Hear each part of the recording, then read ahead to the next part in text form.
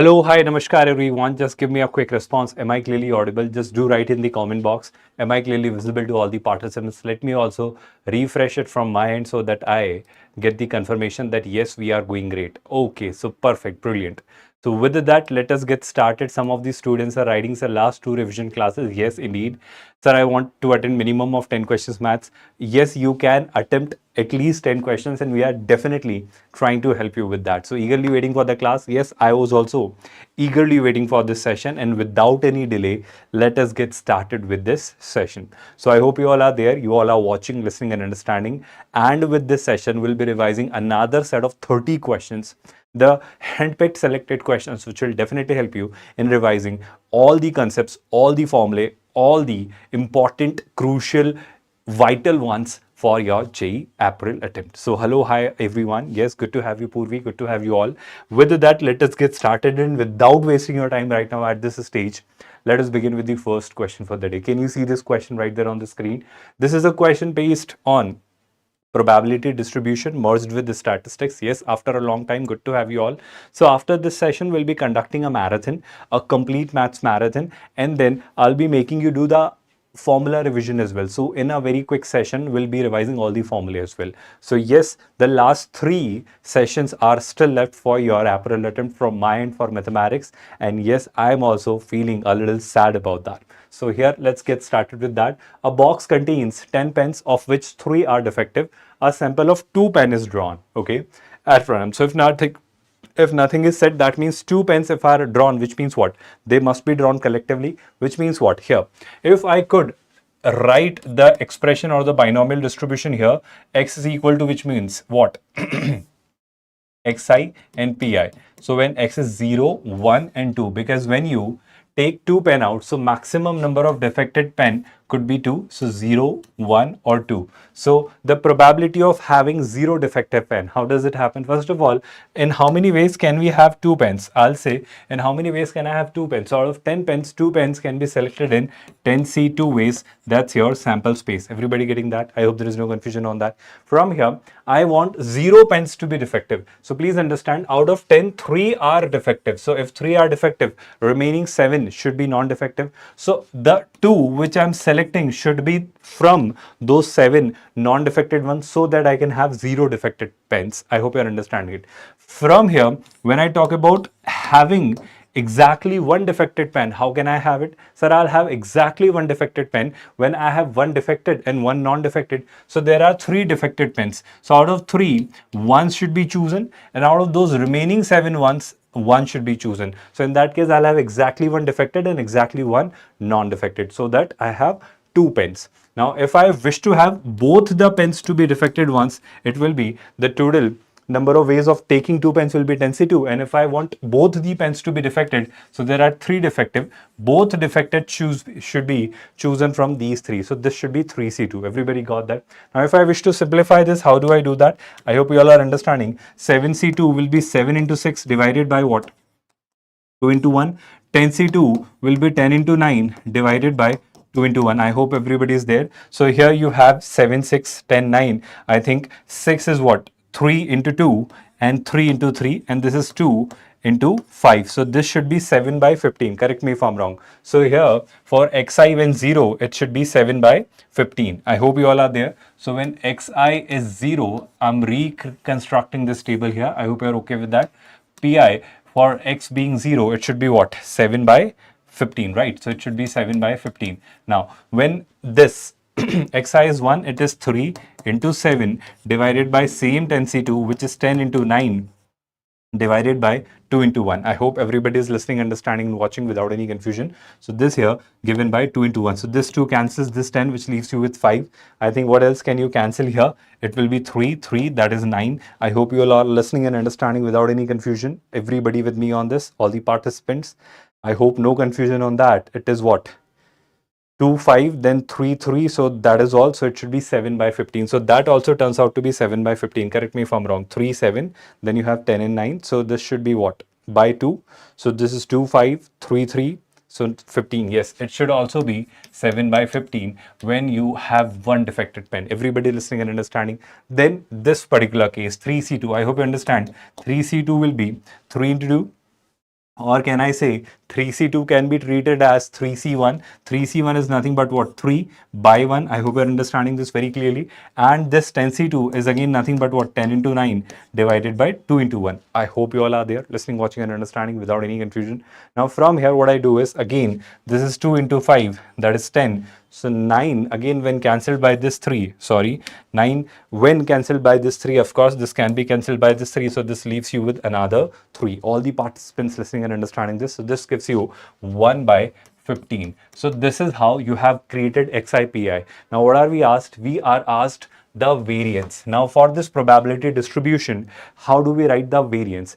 Please remember, the formula for variance for this probability distribution is given by summation sigma xi square pi minus sigma xi pi. So this is your formula for variance. I hope you have all the values. Now if I wish to write sigma, I hope here, sorry, variance, then I'll be writing it as sigma xi square pi. So 0 square into anything is 0. 1 square into 7 by 15 is 7 by 15 plus 2 square, that is of course 2 here. So 2 square is 4 into 1 by 15 is 4 by 15. That is sigma xi square minus xi square into pi. Now minus, I'll have xi into pi. So that will give me 0 into this, that will be 0. 1 into this, that will be again 7 by 15 and plus xi into pi, so 2 into 1 by 15, that is 2 by 15. Did you all understand this? I hope from here it's really simple and easy for all of us to work it out. 7 by 15, 7 by 15 are cancelled.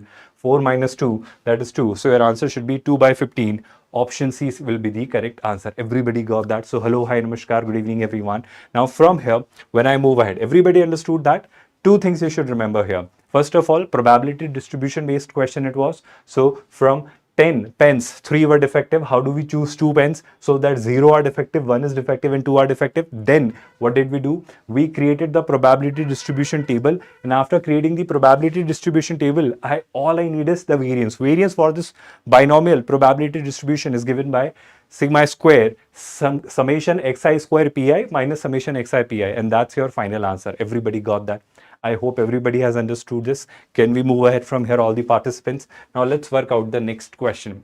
A question based on statistics. Yes, they ask a question in every shift based on statistics. A direct formula based question, but you don't see a question based on this. This is something, this is not very often asked, but if it is asked, this will definitely give you +4 in short. So you know variance, you know standard deviation, you know mean, you know mod, you know median as well. But for this kind of distribution, how do we find median? That's what I wanted you to revise. So let's look at this particular one. Here, marks obtained by all these students of class 12th are presented in a frequency distribution. I hope you understand, XIFI. Then what do they say? With the classes of equal width. I hope you're understanding that. Then let the median of this grouped data be 14. So the median is given. So first of all, if median is given, median, the formula for median is given by, pay attention to this, L plus n by 2 minus CF divided by F into H. Now what is what here? Let us talk about that here. Pay attention to that. I'll give you the description on every single thing. First of all, median is given as 14. Great, perfect. Now what is L? Pay attention to this. This grouped data has a median 14. With median class interval 12 to 18. So this 12 is the lower limit, this 18 is the upper limit. So this 12 is your lower limit, which is L. So L will be 12. First of all, did you understand that? So between 12 to 18, the marks between 12 to 18 are attended or attempted or gotten by 12 students. So that is going to be the frequency of the median class, because they told you that 12 to 18 is going to be the median class, and this median class has a frequency 12. Perfect. With that, what I need is number of students. I think that's exactly what we are asked, the total number of students. So I keep it written like that only, n by 2 minus. Now the next part, pay attention to that. The number of students whose marks are less than 12 is 18. The number of students whose marks are less than 12 is 18. So that is the cumulative frequency, and here the median class frequency is 12. So pay attention to that part. Pay attention everyone. Here the median class frequency we are given as 12. That is going to be this F. I hope you're understanding that. So I'll be writing that 12 here, and pay attention to that. The number of students whose marks are less than 12 R is or 18. So that cumulative frequency is 18. That I'll be writing here. So did you understand the whole part? Into H. Now what is H? What is h? H is simply going to be nothing, but this is going to be the width of this interval. So 12 to 18, the width here is 6. Shall I repeat all the data, or have you understood this? So to figure out median, all you need to do is you apply this formula if you are given the data in terms of frequency distribution. So how do we do it? Pay attention to this part, students. Here, median is given by L. L is the lower limit of the median class. The class interval was 12 to 18. So this 12 will be the L, the lower limit. Then you have n by 2, number of students by 2, minus 18. That 18 is nothing but what? The cumulative frequency. I hope you remember that. Divided by F, which is the frequency of the median class, times this h. What is h here? H is nothing but the width of your class interval, which is 6. Now, by putting these values here, will you be able to work it out by yourself, or shall I get it done? All the participants listening, watching and understanding here. 14 minus 12 is going to be 2. So this is going to be 2. Here, it is going to be n by 2 minus 18. So that if I simplify, it should be n minus 36 divided by what? 2 into 12. I hope you all are understanding. Whole times 6. Everybody listening, watching and understanding. From here, all I'll say is that this 6 into 2 is 12. So 2 into 2 into 2, that is clearly 8. 8 plus 36 will be the number of students. I hope you are understanding this very clearly. Or shall I repeat that? This 36 when added to 2 into 2 into 2, that is clearly 8. 36 plus 8 is 44. Option C will be the correct answer to this question. All the participants, are you all there listening, watching and understanding? How should you be solving questions based on statistics? Although we have discussed questions based on the variance, standard deviation, mean, mode, median. So this time I wanted a special question where we could discuss median for this kind of data, where it is given in frequency distribution kind of a table format, and there we apply this special formula. So take a note of it. I am hoping that you are taking it down. The previous formula which we discussed for this probability distribution, the second one is statistics. Why are we discussing these two questions as our first one? Because they are definitely asked in a short manner. You will definitely see a question from probability, you will definitely see a question from statistics. Now moving ahead with that, what do we see next? Here comes the next question. You will definitely see a question from complex numbers. It could be either from cube roots of unity or nth roots of unity or geometrical applications of complex numbers, or you may see a decent, very simple question from complex number based on argument, modulus or logarithm of a complex number.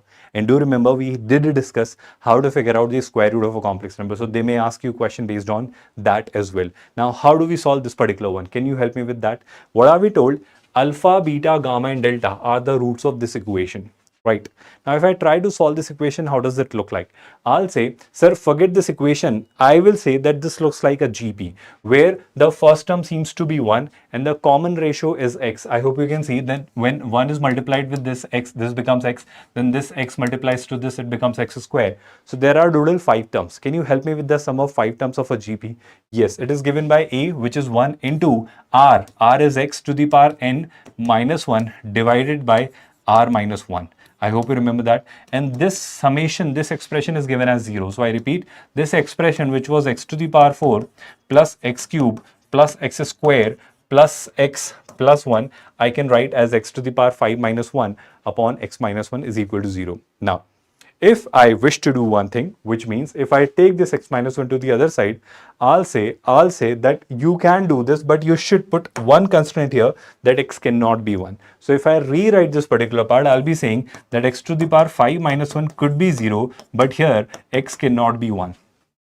Because here, if I'm taking it to the other side, I'm excluding the possibility of this factor x minus 1 being 0. So if x minus 1 becomes 0, x becomes 1, and I cannot afford to keep x as 1. Are you understanding this statement, all the participants? So there, I am excluding this possibility. I repeat this part, x to the power 5 minus 1 upon x minus 1, it becomes, although please understand, it becomes a pentic equation, an equation or a polynomial of degree 5, which means it will have 5 roots. But since it was basically a biquadratic, a polynomial of degree 4, so it should have only 4 roots. But this equation has turned into a pentic because of this GP formula. There, I am excluding one possibility, that x cannot be 1. So when I solve x to the power 5 minus 1, I'll get 5 roots. But out of those 5 roots, one root will be excluded. Are you understanding why? Everybody with me on this? So I'll be solving this equation only. Which will give me 4 roots. Those 4 roots will be the 4 roots of this equation, because from this equation only we have gotten this. Although this should give me 5 roots, out of those 5 roots, one root will be 1, and that one I'll be excluding. First of all, give me a quick confirmation. Did you all understand that? All of you in the comment box, just to write it. Now from here, when I solve this further, what do I get next? I hope you all are there. Now we are told x to the power 5 minus 1 is equals to 0, which means x to the power 5 is equal to 1. So I get 5 roots. Which 5 roots? One of the roots will be 1, other root will be alpha, other root will be beta, third root, fourth root will be gamma, and the final fifth root will be delta. So these are the 5 roots, fifth roots of unity, because x to the power 5 is equal to 1 gives you what? 5 roots of unity. So out of these 5 roots of unity, one of the roots, which is going to be 1, is already discarded by us because it cannot be 1. I hope you remember that. Because even if you put 1 here, 1 plus 1 plus 1 plus 1 plus 1 is 5, and 5 is not equal to 0. So I hope you're understanding x is equal to 1 is clearly discarded. So I'm left with only one choice, that I should be taking alpha, beta, gamma, and delta. For me, what are they? Sir, they are nothing but the 4 fifth roots of unity. So one of the roots was 1, which we haven't included. But here, I hope you remember, if we have nth roots of unity, and if they are raised to a certain power, so here we remember alpha to the power r, plus beta to the power r, plus gamma to the power r, plus delta to the power r, plus this 1 to the power r. These are the 5 fifth roots of unity. So this summation will be either 0 or 5. I hope you remember 1 plus omega square is 0 or 5. But here you remember 1 plus omega to the power r, omega to the power 2r. Now we give two conclusions based on this. 1 plus omega square is of course 0, because there, please understand, it will be either 0 or 3. So now when do we see it to be 3? Sir, if r is a multiple of 3, then it is 3. And if r is not a multiple of 3, then it is 0. Do you remember that? Similarly, if I could apply the same logic here, if this power r is a multiple of 5, in that case you will see the summation to be 5. Are you all listening and understanding? But if this power r is not a multiple of 5, then we see this summation to be 0. I hope you do remember that. So with that, if I could bring you towards the conclusion, what do I see? Sir, here the power is 2021. So if all of these are raised to the power 2021. Now what can you say about this power 2021? Sir, power 2021 is nothing but a multiple, not a multiple of 5, which means this summation, if written as 1 to the power 2021 plus alpha to the power 2021 plus beta to the power 2021 plus gamma to the power 2021 plus delta to the power 2021. Since I can see these powers are clearly not a multiple of 5, then it is going to be, clearly it is going to be 0. So this summation is going to be 0. But we know 1 to the power anything is 1. So this one is shifted there. So I get this to the power 2021 plus beta plus gamma to the power this plus delta to the power this. This whole is going to be equal to -1, which is what we are given in option D. Give me a quick confirmation. Did you all understand this? Everybody understood this whole explanation? Can I move ahead with the next question? Few things you should be focusing upon here is, first of all, nth roots of unity, that is used. Second property, this one, which they constantly keep on asking you or checking whether you know this. So please remember this particular formula. Don't forget that. Can I move ahead from here, all the participants? Let's focus on the next question for the day. Here comes the next question. A question from differential equations. We all know that every time they ask you a question from linear differential equations. Now this one, when you look at the screen, how do we solve this one? This is given as dy by dx. Okay, so we are given dy by dx plus what? If I take 3y common, what am I left with? When you take 3y common, then you are left with 1 plus 10 square x. I hope you can see that. And 1 plus 10 square x, I hope I need not tell you, is sec square x. So this is 3 times sec square x times y. I hope you are understanding that. Is given as sec square x. So I hope we have our standard linear differential equation, and can we not solve this? Dy by dx plus, this is clearly nothing but p of x, and this is clearly nothing but q of x. Now what is our job? First of all, to find the integrating factor. Integrating factor here will be given by e to the power integration of p of x dx. I hope you do remember that. So it is e to the power integration of, what is p of x? It is 3 sec square x. I hope you do remember that. Sec square x is nothing but what? 10x. So here it will be e to the power 3 10x. Everybody got that? I hope there is no confusion on that. Niladri Nath is saying, sir, I cannot join the class. I'm still stuck at chemistry, even though sir has ended. No worries with that. Finish that and come here with a fresh mind. If some part of this video is missed, do join with the live session, and then the remaining part which you might have missed, attend that in the end. Good evening, everyone. Hello, hi, namaskar. Now, when I resume with this part, I hope first of all you understood that how did we figure out the integrating factor? It is given by e to the power integration of p of x, which is 3 10x, e to the power 3 10x. Now here, if I wish to write the solution, I hope you do remember how do we write the solution. We write it as y times integrating factor, which is e to the power 3 10x. I hope there is no confusion on that, is equal to integration of q of x, which is sec square x, into integrating factor. So e to the power 3 10x times clearly sec square x dx. Now here again, if I take 10x as t, I hope you do remember, if I take 10x as t, I need not tell you sec square x dx. This is what you shouldn't do, but if you are not getting it, I'm writing it in a more comprehensive manner. So sec square x dx will be dt. So it will be e to the power 3t dt, which when integrated gives you e to the power 3t by 3. I hope you're understanding it. So this RHS part will be e to the power 3t. What is t? T is 10x, right? Divided by 3 plus c. So this is what you get. So this is equal to that. This is what you get. But the challenge here is a pretty simple one. What is that, students? I hope you do remember. So the challenge is we need to find y pi by 4. But before I try to do that, I need to have this expression, because with this, I think I'll get the value of c. So y0 is this. Y0 means when x is replaced by 0, y should be this. Okay. So I'm replacing y by this. Y by this means, I hope you are listening and paying attention to that. When x is replaced by 0, y will be this 1 by 3 plus e cube. So this y gets replaced by 1 by 3 plus e cube times. What is x? Sir, x is 0. So e to the power 10 0 is 0. So 0 into 3 is 0. So e to the power 0 is 1, is equal to this part where e to the power 3 10x, again x is 0. So this is 0, e to the power 0 is 1. So this is 1 by 3 plus c. This is 1 by 3 plus c. So with that, what do we get? Sir, we get c as e cube. So I think our job is done, because now we have gotten c. What are we asked? We are asked y pi by 4. So it will be y into pi by 4. What is pi by 4? 10 pi by 4 is 1. So this is e cube. So this should be e cube is equal to pi by 4. So 10 pi by 4 is again 1.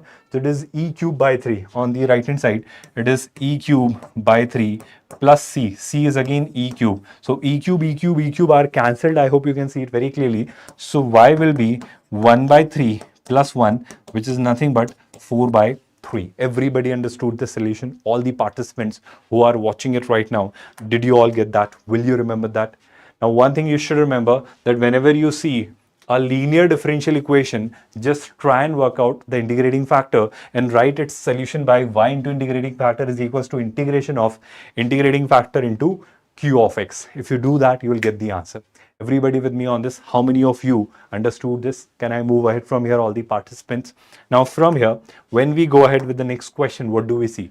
Again, an interesting one, a very insightful one, because many times students are complaining, sir, that we want to revise the formula of ellipse and hyperbola. So here we have questions on ellipse and hyperbola.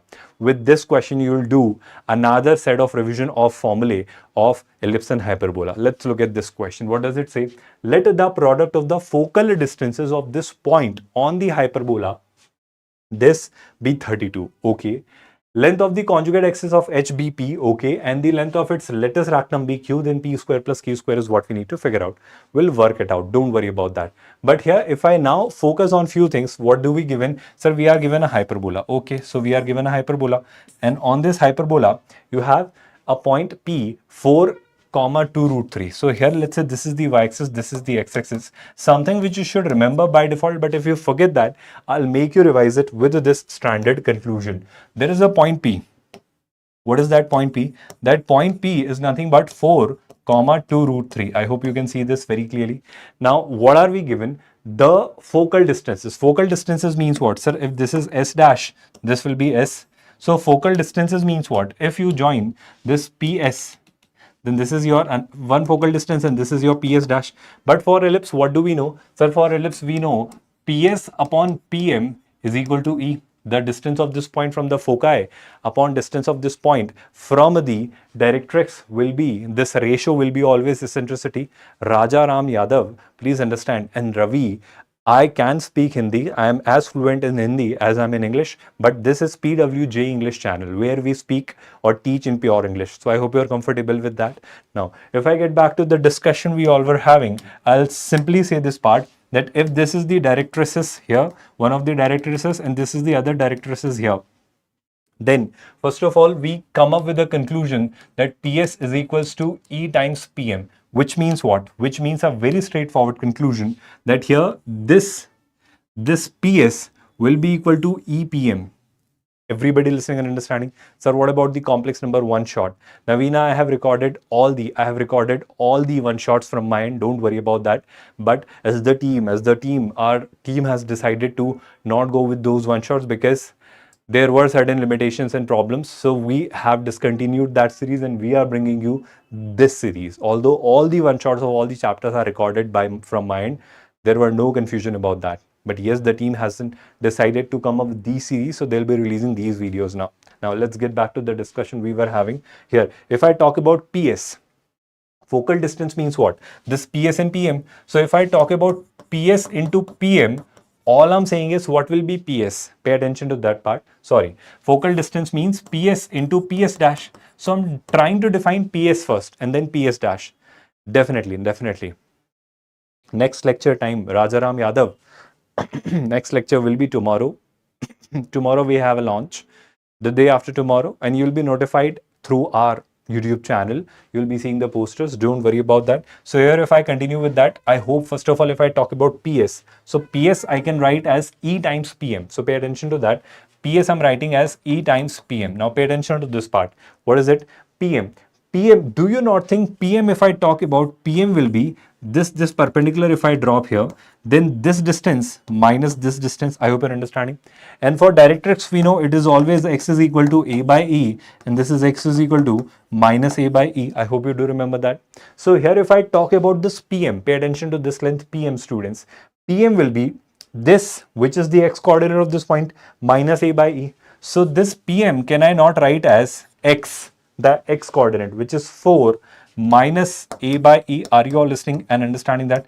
And if I talk about PS dash, that is E into PM dash. So this will be E into PM dash. So that is your PM dash. So that will be x coordinate plus a by e, because this distance is again a by e. So if I add a by e to this x coordinate, I'll get this PM dash. So PS dash will be E times x, which is 4 plus a by e. Give me a quick confirmation on this. Did you all understand this? All the participants, everybody with me on this. Now from here, if I push this e inside, what do I get? I hope you can see. This will be 4e minus a here.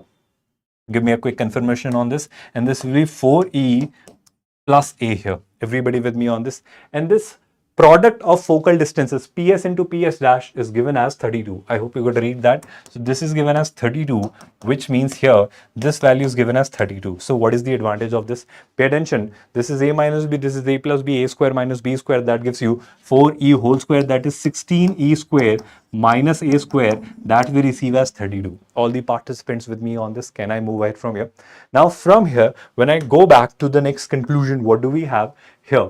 We know one thing. For ellipse, yes, I hope you do remember, e square is given by 1 minus b square upon a square, because the eccentricity is less than 1. So we take it as 1 minus b square by a square. For hyperbola, it is 1 plus b square by a square. This is the standard ellipse. No confusion on that. So here, one more data I have, that e square is 1 minus b square by a square. So I have two straightforward conclusions, that here, this point lies on this hyperbola. Sorry, this is a hyperbola. I'm really sorry. This is a hyperbola, so it should be 1 plus b square by a square. Second, pay attention to this. That point 4 comma 2 root 3 lies on this hyperbola. So that point must satisfy this. So here, if I get back to this point, I'll have 4 square, that is 16 by a square. That is 16 by a square minus what? Minus y square by b square. So y is what? 2 root 3. So 4 into 3, that's 12. So it should be 12 by b square is equal to 1. So one equation in a and b we have gotten from here. Another equation, if I simplify this. Now what do I mean by simplifying this? E square I'm replacing by 1 plus b square by a square here. So this becomes 16 times. This becomes 16 times 1 plus b square by a square minus what? This, which is minus a square, is equal to 32. This is minus a square is equals to 32. Give me a quick confirmation on this. Are you all there, listening, watching, and understanding, all the participants? Now let's focus on this part. What do we see here? I see two equations in A and B, and I got to solve them. That's the only choice I have. So what I'll do here is that I'll replace or substitute one of the values. What can I do from here is that, first of all, if I multiply the 16 inside, it will be 16 plus 16b square by a square minus a square is equals to 32. But 32 minus 16 is 16, so I'll write that 32 as 16 because 32 minus 16 is 16. Now, one thing I can do from here is, what can I do from here is, b square by a square, what should I substitute? Shall I substitute b square? Because I think through that I'll get an equation. Or it is getting simplified by something else. 16b square minus a square, right? So one thing which I can do is, if I multiply both the sides by b square, let me see what happens. So if I'm multiplying both the sides by b square, it will be 16b square minus, I hope you're understanding. I'm simply taking the LCM, but that will not do a good job or good part here. So if I'm multiplying both the sides by b square, it will be 16b square by a square minus 12 is equal to b square. Correct me if I'm wrong. Did you get that? All I have done is I have multiplied both these sides by b square. So it is 16b square by a square minus 12 is equal to b square. Got this point, everyone? So what I do next is I shift this 12 to the other side. So 16b square by a square I get as b square plus 12. I get it as b square plus 12. So this 16b square by a square, I'm substituting by b square plus 12. So here it gets replaced by b square plus 12 minus a square is equals to 16. Are you all there, listening, watching, and understanding? Now here, when I go ahead with that, I get b square minus a square is equal to 4. That is one relation which I received between b square and a square. All the participants, did you all understand that? Everybody with me on this? Everybody with me on this? Now here, when I go ahead with this, what do I have next? I think the only thing which you have is that since you have gotten b square is equal to, let's say, b square is equal to 4 plus a square, this value you could substitute either here or here, wherever you think or wherever you want. The best thing will be that if I substitute a square, I take there. So a square becomes b square minus 4. Are you listening and understanding? A square can be written as b square minus 4. And this value of a square, I replace here. So this becomes what? 16b square by a square. What is a square? That is b square minus 4. Correct me if I'm wrong. Is equal to b square plus 12. Everybody with me on this? 16b square by a square, which is b square minus 4, is equal to b square plus 12. So it is going to be a biquadratic. You cannot simply, neglect or deny that. So if I'm multiplying this b square minus 4 there, I'll have 16b square on the left hand side, and there I'll have b square plus 12 times what? B square minus 4, and when I do that, b square into b square, that is b to the power 4. Then you have 12b square minus 4b square. What is that? I think 12b square minus 4b square, that is, I think, 8b square. I repeat my part, 12b square minus 4b square, that is 8b square. And 12 into 4, that is 48, and here it is 16b square. So if I take everything on the other side, it is b to the power 4 minus 8b square minus 48 is equal to 0. Correct me if I'm wrong.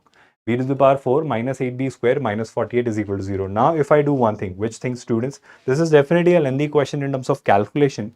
So here, I'll say this splitting the middle term, if I use b square minus 12, sorry, this is b to the power 4. So it is b to the power 4 minus 12b square plus 4b square minus 48. If I write it as, I think splitting the middle term is done. So with that, what do we get? We get b square as plus 12 and minus 4, but minus 4 will be discarded, so b square we receive as 12. And if I have received b square as 12, I think a square will be 12 minus 4. How much is that? 8. So we have a square, we have b square. And if you have b square and a square, can you not crack the remaining things, the rest of the things? What are they? We are asked length of conjugate axis, that is p, length of its lattice rectum bq. So I hope you remember conjugate axis means what? 2b. So here we have b square is 12, so that is 4 into 3, so b will be 2 root 3. So here b will be 2 root 3. So if b is 2 root 3, I hope you're understanding, length of conjugate axis is 2b, which is 4 root 3. So that we have evaluated, which is nothing but p. So p you have. What is q? Q is length of lattice rectum. For q, we all know it is 2b square upon a, the length of lattice rectum. We have already evaluated b square. We have already evaluated a. A square is 8, which means a will be 2 root 2. Everybody is listening and understanding that. I repeat, here a will be 2 root 2. So we have a, we have b square. I think you have gotten it. 2b square upon a. So 2 into 2b square. I hope you're understanding. 2 into b square, that is 12 upon a. What is a? A is 2 root 3. That you replace and substitute here. You get both p and q. And when you get p and q, you do their squares and you add them and you get the final answer. A very insightful, a very interesting, a very, very good question on hyperbola. And with that, you not only revised this formula, but also a formula for eccentricity, a formula for lattice rectum. So they asked you everything. And if you say that, sir, I get confused between ellipse and hyperbola, then go through all the formulae, put them in front of you, the formula of ellipse and hyperbola, and just look at the difference. Almost, they are almost same except for few differences. And those differences you are clearly aware of. Can I move ahead from here? All the participants, did you all get that? Now from here, when I go ahead, let's talk about the next set of questions here. Again, a question from ellipse. What does it ask? It asks you length of the lattice rectum of an ellipse whose foci are 2, 5 and 2, minus 3. Some direct, straightforward, decent questions are asked. And this question is again based on standard property of ellipse. Let's say this is an ellipse. Now for this ellipse, if I talk about this is going to be, let's say, its major axis and this is going to be the minor axis. Now pay attention to this part. What does it say? Its foci are 2, 5 and 2, minus 3. What does it mean? Sir, the x coordinate of the foci is fixed, which is what? 2, 5 and 2, minus 3, which means this is not how the ellipse will be drawn. If you look at the foci, you will get the crystal clear clarity. Then that means you're doing something wrong here. What is that wrong part? That here, if x coordinate is fixed, this should be rotated like this, and this is how your ellipse will look like. Why? Because here the foci has x and y coordinate fixed. Sorry, x coordinate fixed, which means if this is 2, 5, this will be 2, minus 3. So if this is 2, 5, here this will be 2, minus 3, because x coordinate of the foci is fixed, which means the major axis here will be parallel to the y-axis. Are you all understanding this? Now what are we asked? We are asked that we are also told the eccentricity and we are asked the length of the lattice rectum. First of all, do we know that, sir, this length, we all know for a standard hyperbola, this is, if the hyperbola is for a standard ellipse, if the ellipse is rotated, then this is 0, BE. Sorry, this is 0, minus BE. This is 0, BE. So the distance between their foci is 2 BE. The distance between their foci is 2 BE. But here, if I pay attention to that, the distance between the foci is, this unit distance is 5. I hope you're understanding. This is 3. So 3 plus 5 is 8. I hope you're understanding. So this distance is 5. Which means what? 2 is 2. B I don't know. But eccentricity, if I know, that is 4 by 5. If I put it equal to 8, I could crack a B for it. Because this will be standard ellipse. Only difference here is that it is shifted, its center is shifted from origin to some other point. What is that point? 2, 5 minus 3 is how much? Midpoint, I'm trying to work it out, which is going to be 5 minus 3 is 2, which is 1. I hope you're understanding it. So from origin, it is shifted to 2, 1 and it is rotated, where major axis is the y-axis, parallel to the y-axis, and minor axis is parallel to the x-axis. Are you all listening, watching and understanding? Now here, if I try and help you with B, 4 into 2 is 8. So B we receive as 5. Now for ellipse, we all know, as we have just discussed, E square is 1 minus B square by A square. For ellipse, we know that. But the only problem here is that it should not be 1 minus B square by A square. Do you remember that? Why? Because here it is rotated. It is rotated. So it should be instead 1 minus A square by B square. Are you all listening and understanding why am I doing these transformations to the standard formula? So E square is 4 by 5. E is 4 by 5. So E square should be 16 by 25 is equals to 1 minus A square by B square. What is B? Sir, B is 5. So it should be 25. So it should be A square by 25. Everybody with me on this? I hope there is no confusion on that. If I take this 1 on the left hand side, I'll have this like this. So 16 minus 25, that is minus 9. So it should be minus 9 by 25. Minus 9 by 25, that minus and this minus are cancelled, and this 5 and this 5 are also cancelled. So there we receive A as 3. Everybody got that? Everybody understood that? All the participants. Now from here, what do I have? I think I have all the conclusions. What were we asked? We were asked the length of the lattice rectangle. Yes. Now, will you say it 2b square by a or 2a square by b? Can you help me with that? I hope you remember. Length of the lattice rectangle, again, since it is rotated, it will be 2a square by b. I hope you do remember that. So it is 2. A square is 9. And what was b? B was 5. So it should be 18 by 5. That's option D. Good. Good. That's brilliant, Navina. That's brilliant. That's perfect. That's good, Videsh. Brilliant. Perfect. Good to hear that. Everybody understood that conclusion, all the participants with me. So, are you realizing this was a 4-step question? I did it in front of you. If you are conceptually aware, if you are conceptually right, and if you are using the right formulae, then how simple these questions are. Even the previous question was simple. It was just a matter of calculation. So, there was some calculation involved. So, yes, they'll do that. They'll definitely make you do that. Now look at this question asked by JEE Mains in 2025. Here, this is the integral which we need to solve. And we remember either kings or queens is mostly used in definite integration based questions. Now if I try and apply that, I might get the answer very quickly. Let's try and do that here. Let us say, sir, I is equal to 0 to pi x plus 3 sin x divided by what? 1 plus 3 cos square x. Without any confusion, I can say so. Now, if I rewrite this I with kings or queen, whichever you wish to call it now, so it will be 0 to pi only, but this x and this x will be replaced by 0 plus pi minus x. So that will be pi minus x. So I'm replacing it by pi minus x plus 3. Sin pi minus x is going to be sin x. We all know that. So here it will be sin x. And in the denominator, it will be 1 plus 3. Cos pi minus x will be minus cos x. But again, it is a square. So it will be cos square x. Everybody got that? Now all I'll do is add this and this. So with that, I get 2i. So what do I get as 2i?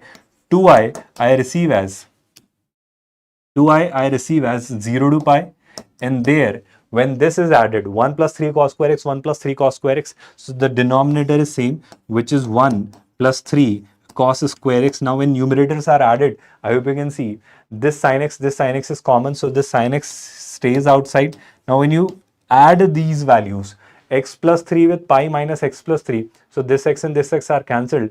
Pi plus 3, that leaves you with pi plus 6. Give me a quick confirmation on that.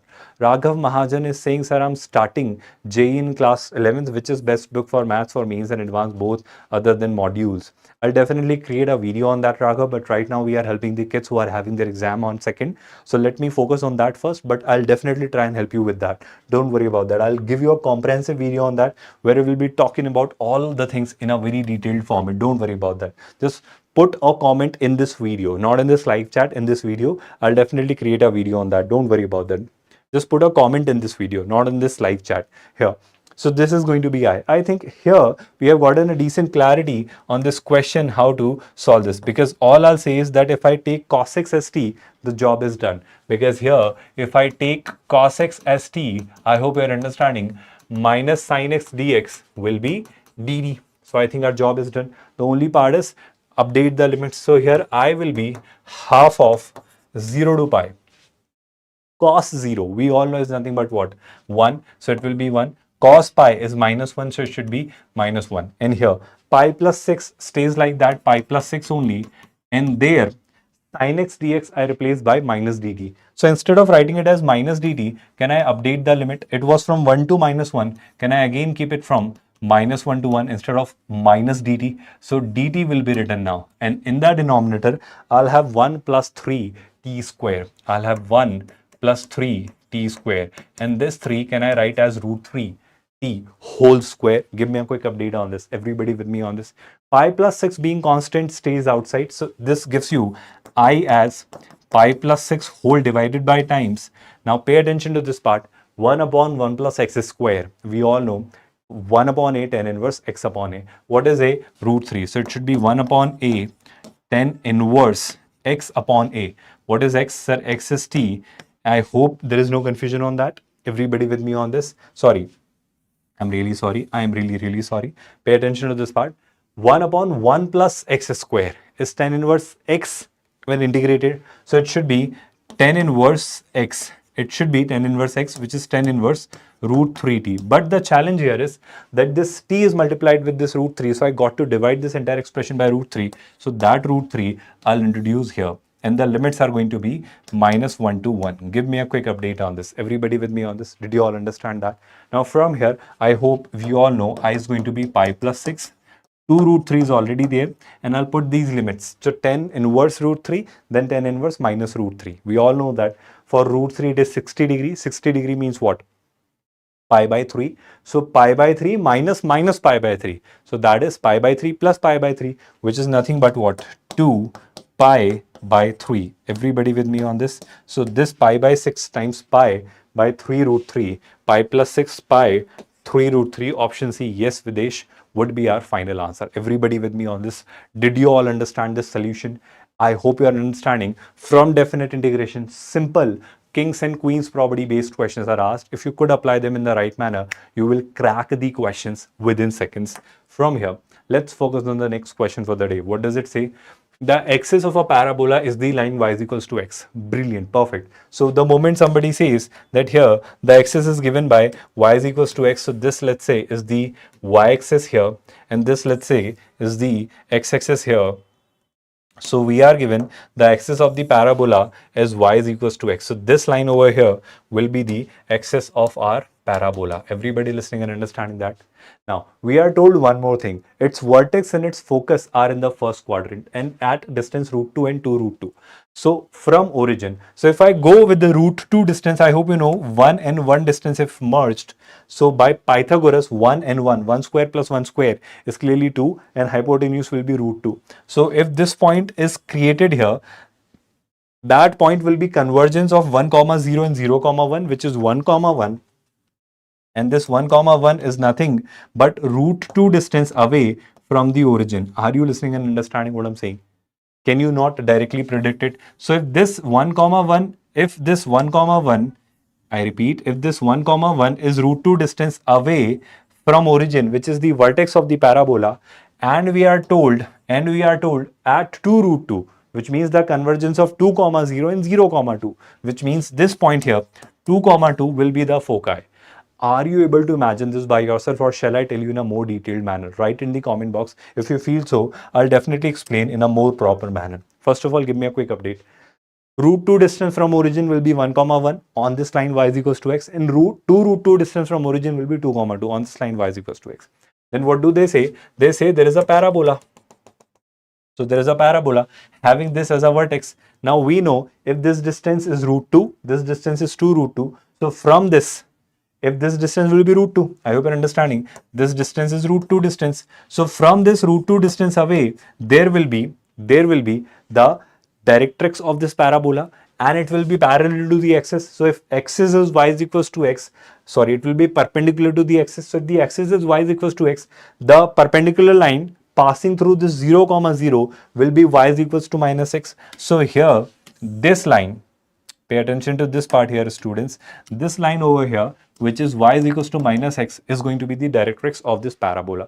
Give me a quick update on this. Did you all understand how did I draw this parabola? Everybody with me on this? Can I move ahead from here? Now, if we know the directrix of the parabola, what else do we want to talk about? We are told that a point 1 comma k lies on this parabola. Perfect. Let's say there is a point. And here is the point 1 comma k. And if it lies on the parabola, what do we know? Sir, for parabola, eccentricity is always 1. So PS upon PM is equal to E, which is 1. So PS should be PM, which means if this is the focus, 2, 2, and this is the directrix, so this 1 comma k will have this distance to be equal, although figuratively it does not look same, but it is going to be same. So PS and PM are going to be same. What is PS? This point is P. 1 comma k.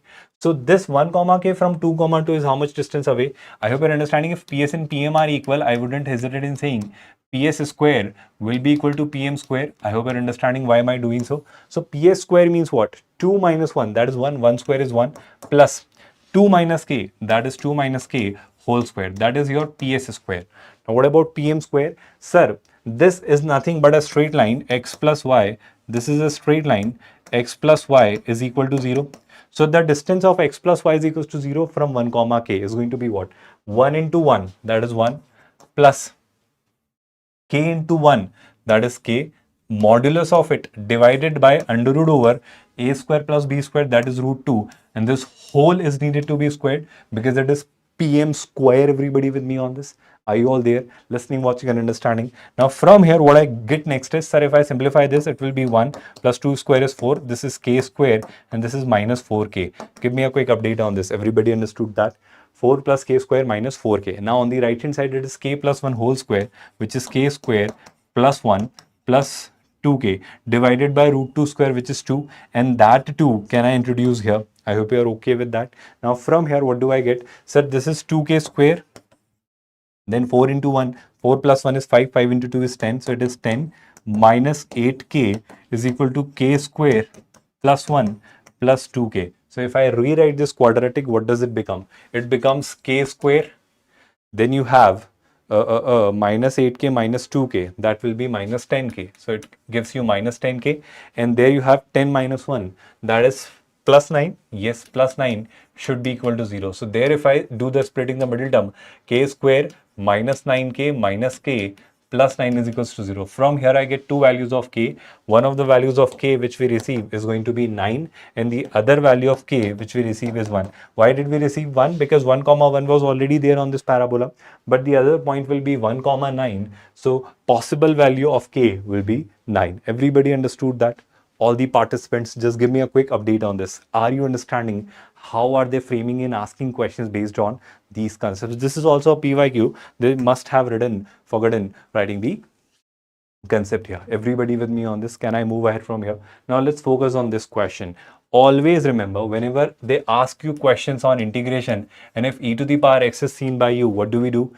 I think, sir, we try to look for fx and f dash x, because if the expression is broken into two functions, summation of two functions, where second function is the derivative of the first, then I think the answer we all know. Can you help me with the answer in the comment box, students? It is always e to the power x f of x. Do you all remember that? So I think the job is done. All you need is, if you could see that. So for a while, let's say here x sine inverse x divided by under root 1 minus x square.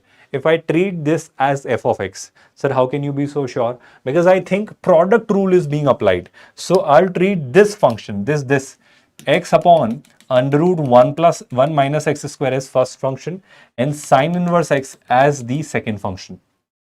Let me try and do that. So I'm trying to figure out the derivative of this, right? I hope you're understanding it. So this one, if I'm treating as f of x, let me try and help you with f dash x. Product rule is what I'll be applying. Product rule says what? The derivative of first function, second function as it is. So second function stays as it is, which is sine inverse x, into derivative of first function, which is x upon under root 1 minus x square. So there I'll be using the quotient rule. I hope you are patient enough. Quotient rule means what? Denominator should be squared. So 1 minus x square will be 1 minus x square because under root gets removed. Everybody with me on this? Now, in the numerator, what you do is derivative of the numerator. So derivative of x is 1 and denominator as it is. So 1 minus x square minus, I hope you are listening and understanding, derivative of the denominator. I hope you are understanding. And the numerator as it is. So numerator is x, which stays like that only. Derivative of the denominator. So chain rule will be used. I hope you are not getting confused. So derivative of under root over 1 minus x square. So first of all, 1 minus x square under root. Under root means what? Power 1 by 2. So it should be minus, I hope you are understanding, minus 1 by 2 into under root 1 plus x square. 1 minus, so minus 1 by 2 times under root 1 minus x square. I hope everybody is with me without any confusion. And then as per the chain rule, 1 minus x square should be differentiated. So that gives you minus 2x. So that minus 2x I write here. So this is minus 2x I am writing here. I hope nobody is confused with that.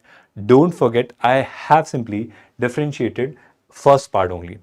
Now with this, I'll add now. Keeping the second function intact. What is second function here? I have differentiated the first function, second function as it is.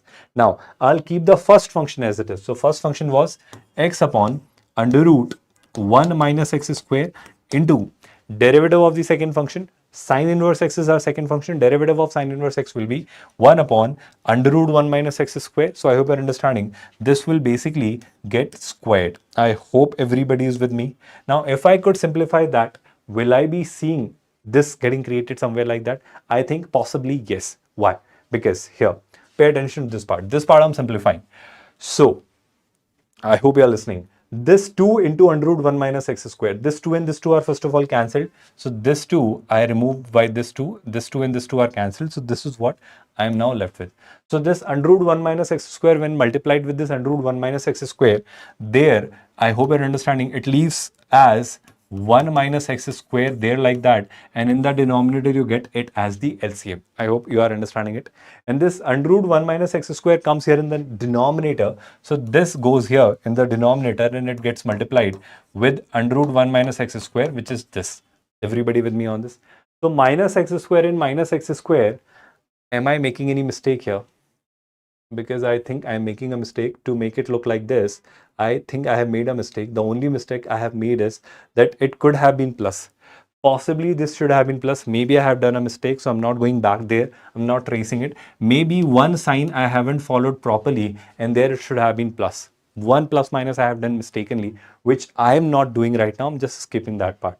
With that, I'm coming up with a conclusion that this x square and x square are cancelled and you're left with 1 only. So in the numerator, you are left with sine inverse x, and in the denominator, it is this base are same, powers are added. So 1 plus 1 by 2 is clearly 3 by 2. Everybody with me on this? So this here is going to be 3 by 2. So first of all, look at this.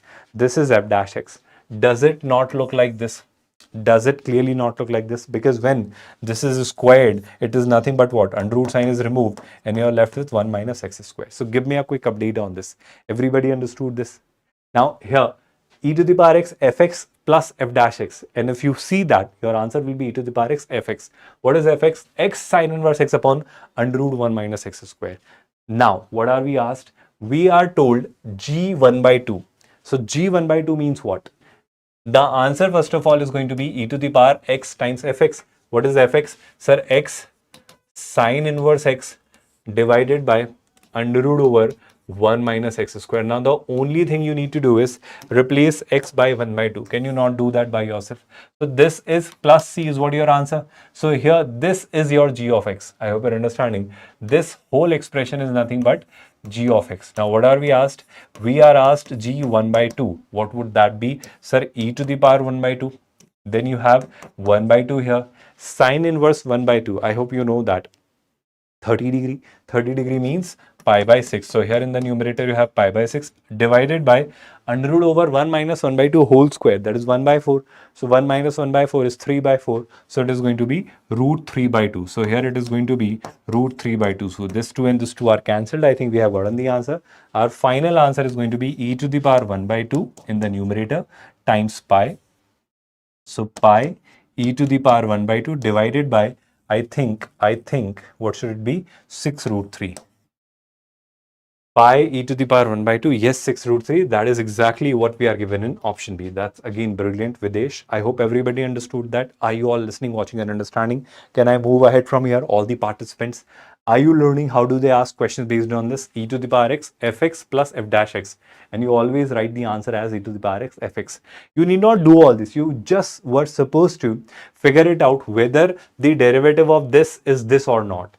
I hope you are understanding it. And they have given it in the splitted form. So you did not put efforts in splitting it or rearranging it. Now from here, let's focus on the next question. It asks you, choose the correct statement about two circles whose equations are given below.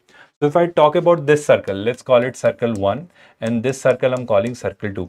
So for circle 1, the center will be negative half of these 5, 5. I hope you are comfortably understanding it. And the radius here for the first circle will be g square plus f square minus c. So 5 square, which is what? 25, 50 minus 41, which is 9, root 9 is 3. So R1 is going to be 3. Similarly, for circle 2, center will be 11, 5. Correct me if I'm wrong. Center will be 11, 5. 11 square is what? 121. I hope I'm right. 5 square is 25. And when you are subtracting 137, that will give you the Radius here, 121 plus 25. How much is that? I think it is 146, right? 146. Correct me if I'm wrong. It is clearly 146. So it should be 146 minus 137. Is that again 3? Because here again, 3 plus 6, 9. So that is again 3. So for this circle also, the radius is clearly 3. Are you all understanding that? I hope I need not make you revise the formulae. For the circles, the centers are always given by minus g comma minus f, and the radius is always given by under root over g square plus f square minus c. But what JEE does is that it asks you questions from circles and straight lines in a mixed manner, right? This is a simple question, but yes, they do ask you questions based on mixture of straight lines and circles. Now, if I get back to the discussion we were having, what do we have here? Now, we need to talk about their meeting points. So if I could relate the distance between their centers, so if I'm figuring out the distance between their centers, it is given by 5 minus 11, that is 6, 6 square is 36, and 5 minus 5, that is clearly nothing but what? 0. So 36 square root is 6. And what is R1 plus R2? Sir, R1 plus R2 is also 6, 3 plus 3 is 6. So the distance between their centers and some of their radii is same, which means those circles are clearly touching each other externally like this. I hope there is no confusion on that. If these circles are touching each other externally like this, they don't have the same centers, they don't have no meeting point, no wrong. Circles have only one meeting point because they touch each other. So option C will again be our final correct answer. Everybody got that? Everybody understood that? Are you all listening, watching and understanding how are we solving these questions? This is again one of the best questions of your discussion today. How do we solve this one? Pay attention to this. This is your f of x for all x which are real. G of x is given as g of f of x is x. Okay, so whenever somebody says that g of f of x is x, which means f of x and g of x are inverse of each other. Why? Pay attention to this. Can I not write f of x as g inverse x? Even if I apply differentiation here, I'll be saying g dash as per the chain rule f of x times f of x when differentiated gives you f dash x is equal to 1. Are you all getting that? What are we asked? We are asked g dash 2. I'll try and write that. But before I do that, g dash f of x will be 1 upon f dash x. Everybody with me on this? So first of all, g dash f of x will be 1 upon f dash x. So I think as per the question, I may require f dash x. Now let's go back to f of x. What are we given as f of x? Sir, f of x is this. So if this is f of x, f dash x here is going to be 5x to the power 4 plus, I hope you're understanding that's constant term. Let me see whether there's a correction or not. I think there is some correction here in this question because this is not how it should be. Just Google this image by taking the, go through Google Lens, Google this image. This is a Mains 2024 question and it has a correction here because this is not how it was. As far as I remember, it should be e to the power x. This part has a correction. Can you help me by writing the correct question in the comment box? Anybody? Because there is a small correction here. Even I could Google it, but this will take a lot of time. So can you help me by giving me the correct data? Just through Google Lens, go through this question and give me the correct data. This is a question from JEE Mains. This is a question of differentiation only. And there is a small correction here. I think the correction is 2e square by 4. No, it's not the data. Let me make that correction. It should be 2e to the power x square, maybe, or 4e to the power x square, or e to the power x square by 4. I think it is e to the power x square by 4. Just give me a quick update. I'm requesting all the participants who are watching it live right now, just give me the correct data here. By the time I am going with an assumption in my mind, it could be e to the power x square by 4. It could be, I'm just taking this as an assumption, it could be e to the power x square by 4. It may not be. And if I'm assuming this data, it may affect the answer, but let us understand the process. Let us understand the method. Let us work more on that. I think that will not give us, give me a second, everyone. Just give me a second. No, it is not e to the power x square by 4. Let me again make that correction because it will again go wrong. So let me again do the correction. It is simply taken as what do we need? G2, right? G dash 2. So F should be 2. So this will be 0. So this will be 2 e to the power x square. Let me take it like that. Okay, so this is how, let's say, f of x is defined. I'm just assuming it could have been something else, but to adjust it with the data, because there is a typing error here in this question. Now, f dash x here is going to be what? This is 5x to the power 4 into. Now, this may affect the options. Beware of that here. Now, 2 e to the power x square when differentiated. I hope you're understanding. 2 stays like that. E to the power x square stays like that. And when, as per the chain rule, x square is differentiated, that gives you 2x. So, 2x into 2 gives you 4x here. Everybody listening, watching and understanding, that's the f dash x. So here if I wish to write g dash f of x, then I can write it as 1 upon f dash x, which is 5x to the power 4 plus 4x e to the power x square. Everybody with me on this? Now 2 e to the power x, 2 e to the power x by 4. Okay, let me go ahead with that with Videsh now, since I have taken it. Let me complete it with this. But yes, I remember what you're saying is absolutely right. And thank you so much for writing it so correctly. Does YouTube give you that feature, x to the power 5 and like that? Brilliant. Thank you so much for writing it so accurately, Videsh. Thank you so much. Now, getting back to the discussion we all are having here, pay attention to this. All I need is g dash 2. So to have g dash 2, I need a 2 here. So I need fx to be 2. So through intuition, if I try and make fx to be 2 here, if I replace x by 0 here, if I replace x by 0 here, which means if I try and find f of 0, it will be 0, e to the power 0 is 1, so 1 into 2 is 2, so f of 0 will be 2. F of 0 will be 2. Thank you so much, Videsh. Now here, if I go ahead with that, if I substitute x as 0, it will be g dash f of 0, and we have just cracked, as per intuition, f0 will be 2, so it is g dash 2 is equal to 1 upon, okay, so there is something wrong here, because that case, this 4x will create some problem here. So as per our calculation, it is going to be infinity, because this is 0, this is 0, 1 upon 0 is infinity, because we have taken a wrong data. But I hope you're understanding, had you taken the correct data which is given in the question suggested by Videsh, I think you'll get the right answer. But I'm really sorry, there is this typing error, and because of that typing error, we are not getting the correct option. But I hope you're understanding, this is the approach. Did you understand the method, all the participants? And if you ever encounter questions like that, where this is the scenario is given, then don't forget to apply this. This is the key concept which you got to remember. Please don't forget that. Will you remember that? Now from here, when I go ahead with the next question, this is a question which says locus of a point. So locus based questions are asked. Something really decent this is. Whose distance from this point 2, 1 and 1, 3 are in the ratio 5:4. So let's say there is a point P whose locus I'm trying to find out. Let's say its point is h, k. This is, let's say, A and this is B. So I am told that PA is to PB is nothing but what? 5:4. So the problem with distance is that it has a square root. So with that, thank you so much, Vishwas. All I'll do is square both these sides. So I'll have PA square by PB square as 25 by 16. Everybody listening and understanding.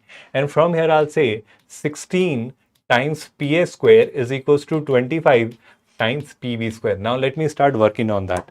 I hope you have gotten what I'm saying. So PA square, so it is h minus 2. I hope instead of h comma k, I can directly take it as x comma y only, because eventually h comma k will get replaced by x comma y. So I'm doing it straight away. So PA square, so it is 16 times PA square. So here x minus 2 whole square plus y minus 1 whole square is equal to 25 times PB square.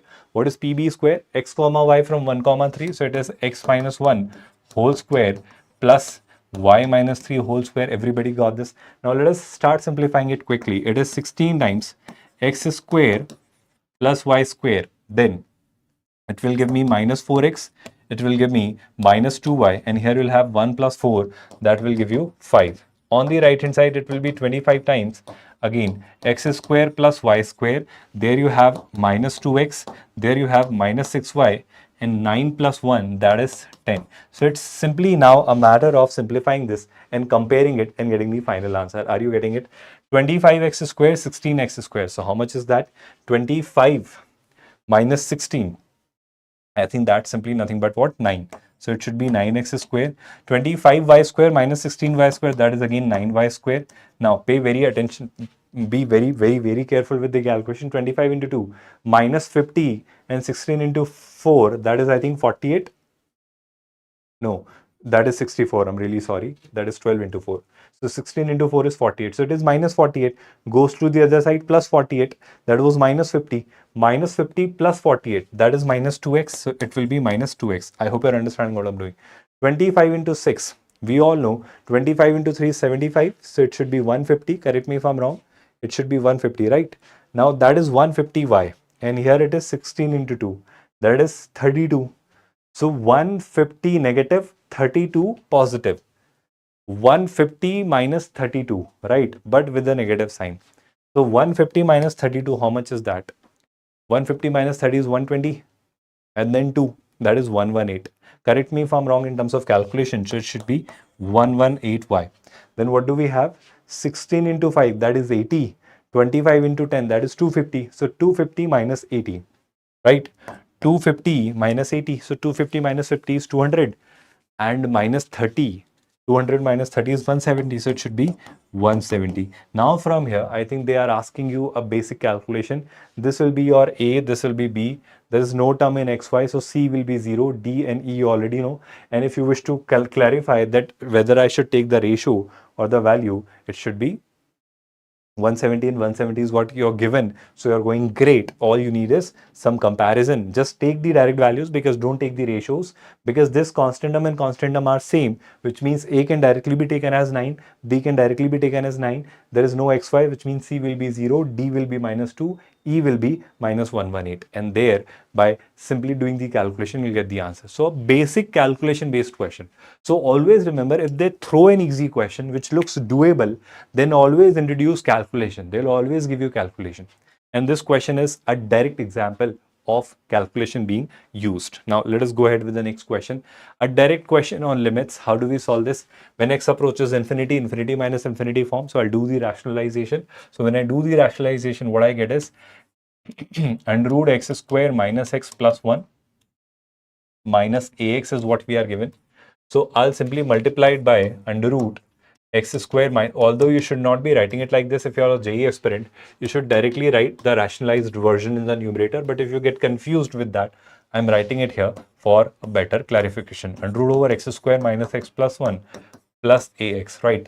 And of course, limit x is approaching infinity. Now, what about the numerator, students? I hope you have gotten the clarity about the numerator. It is going to be this and this, a square, a plus b, a minus b, that's a square minus b square. So I'll have x square minus x plus 1. Void cancels this under root, and then minus a square x square. Everybody getting that? Everybody understanding that? Divided by this expression which is there inside the under root, x square minus x plus 1.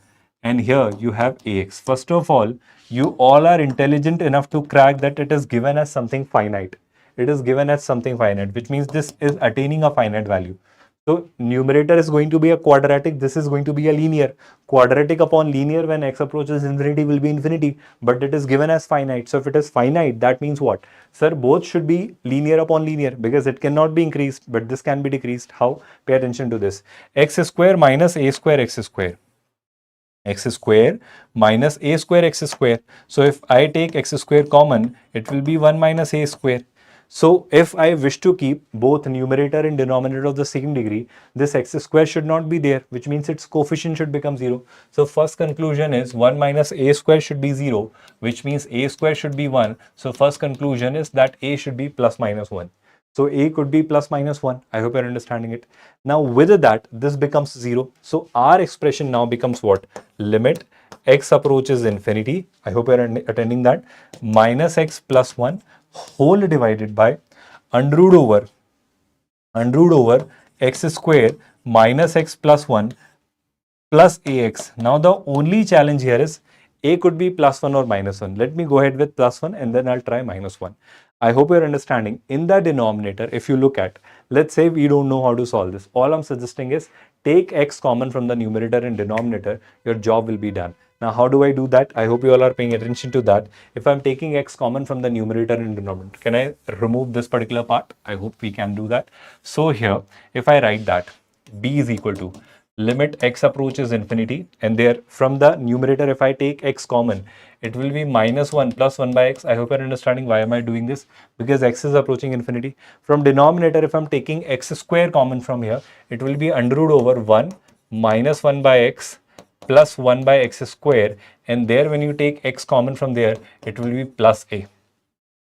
Now pay attention to that. You will be in a better position to decide whether a could be plus 1 or minus 1. Look at that. If x approaches infinity, 0, 0, so this is 1.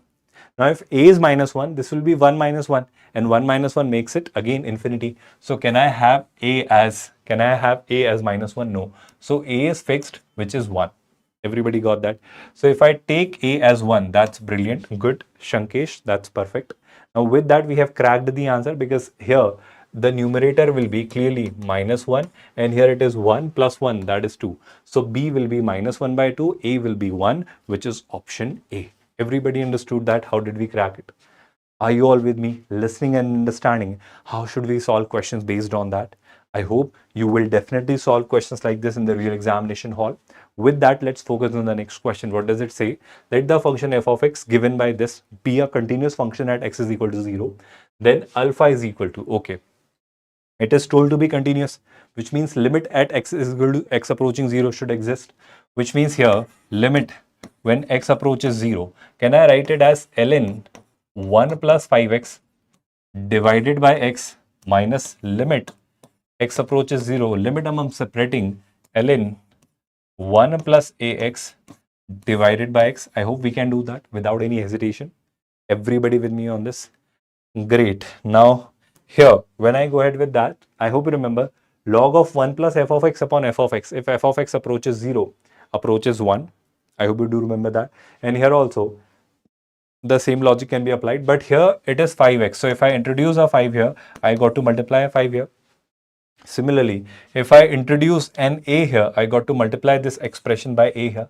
And this value should be equal to the value of the function at 0, because it is said to be continuous. So limit should be equal to that. So here, this approach is 1. So this is 5. This approach is 1. So this is a, and this is equal to 10. So I hope you are realizing a will be 5 minus 10, which is minus 5. And accordingly, you can mark the correct option D. That's good, Sankesh. That's good, Videsh. That's brilliant. I'm glad a lot of students are solving simultaneously and get the answers to a lot of questions. And trust me, they'll definitely help you in getting something decent in your examination. Let's focus on the next question. Again, one of the best questions of your paper. How do we solve this one? Pay attention to that. Given that ITF, assume principal values only, x, y be any two real numbers and minus 1 to 1, and this is what we are given. Now, that's good, Sanita. That's good, Vishwas. Perfect, brilliant. I'm glad that most of you answered it. Great. Now, this is given as alpha. Then you are asked the value or maximum value of this expression, which will work out later. Let me simplify this. What are we given here? We are given cos inverse x minus sine inverse y. Now, can we say something about sine inverse y? Can I write in terms of cos inverse so that I can use one of the identities from ITF or formula of ITF? So here we know that sine inverse, I hope you remember, sine inverse I hope you remember sine inverse y plus cos inverse y is always pi by 2, because we have y lying from minus 1 to 1, so there is no problem in saying so. So there I'm trying to say that sine inverse y can be replaced by pi by 2 minus cos inverse y. So here I'm writing or replacing sine inverse y by pi by 2 minus cos inverse y. I hope this you can directly write without even writing like this. And this we are given as alpha. Everybody with me on this? So here, this minus and this minus makes it plus. So it is cos inverse x plus cos inverse y.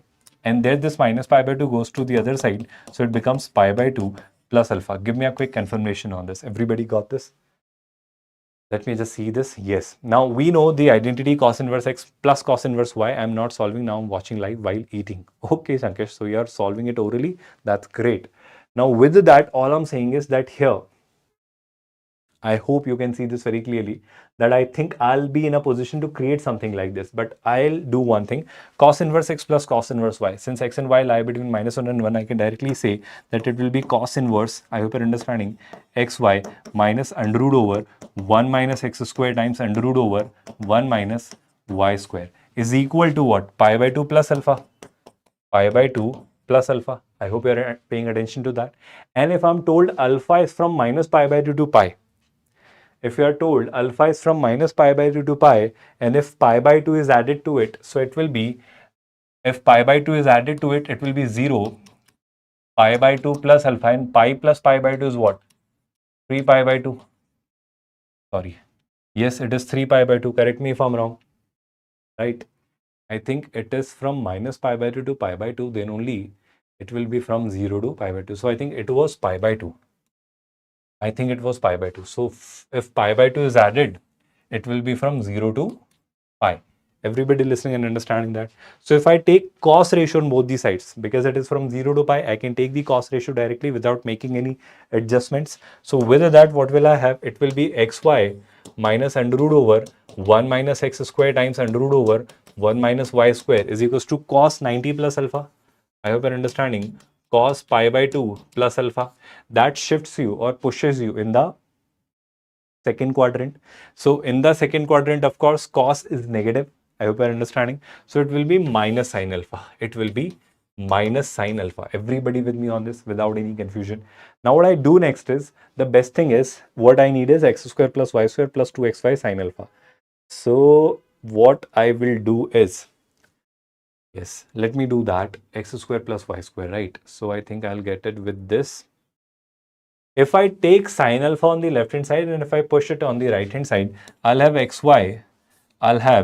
xy plus sine alpha is equal to under root over 1 minus x square times under root over 1 minus y square. And if I square both the sides, I'll possibly get what is needed or expected. What do I mean by that? If I'm squaring left hand side or right hand side, both the sides, so left hand side will be x square y square plus sine square alpha plus 2xy sine alpha.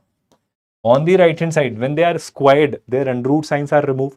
So it will be 1 minus x square into 1 minus y square. So 1 into 1 is 1. Then x square into 1, of course, minus x square into 1 is minus x square, minus y square into 1 is minus y square, and minus x square minus y square is plus x square y square. Correct me if I'm wrong. Everybody got this? Now from here, if I rearrange this entire expression, what do I get? If I try to create something like that. So first of all, this x square, y square are cancelled.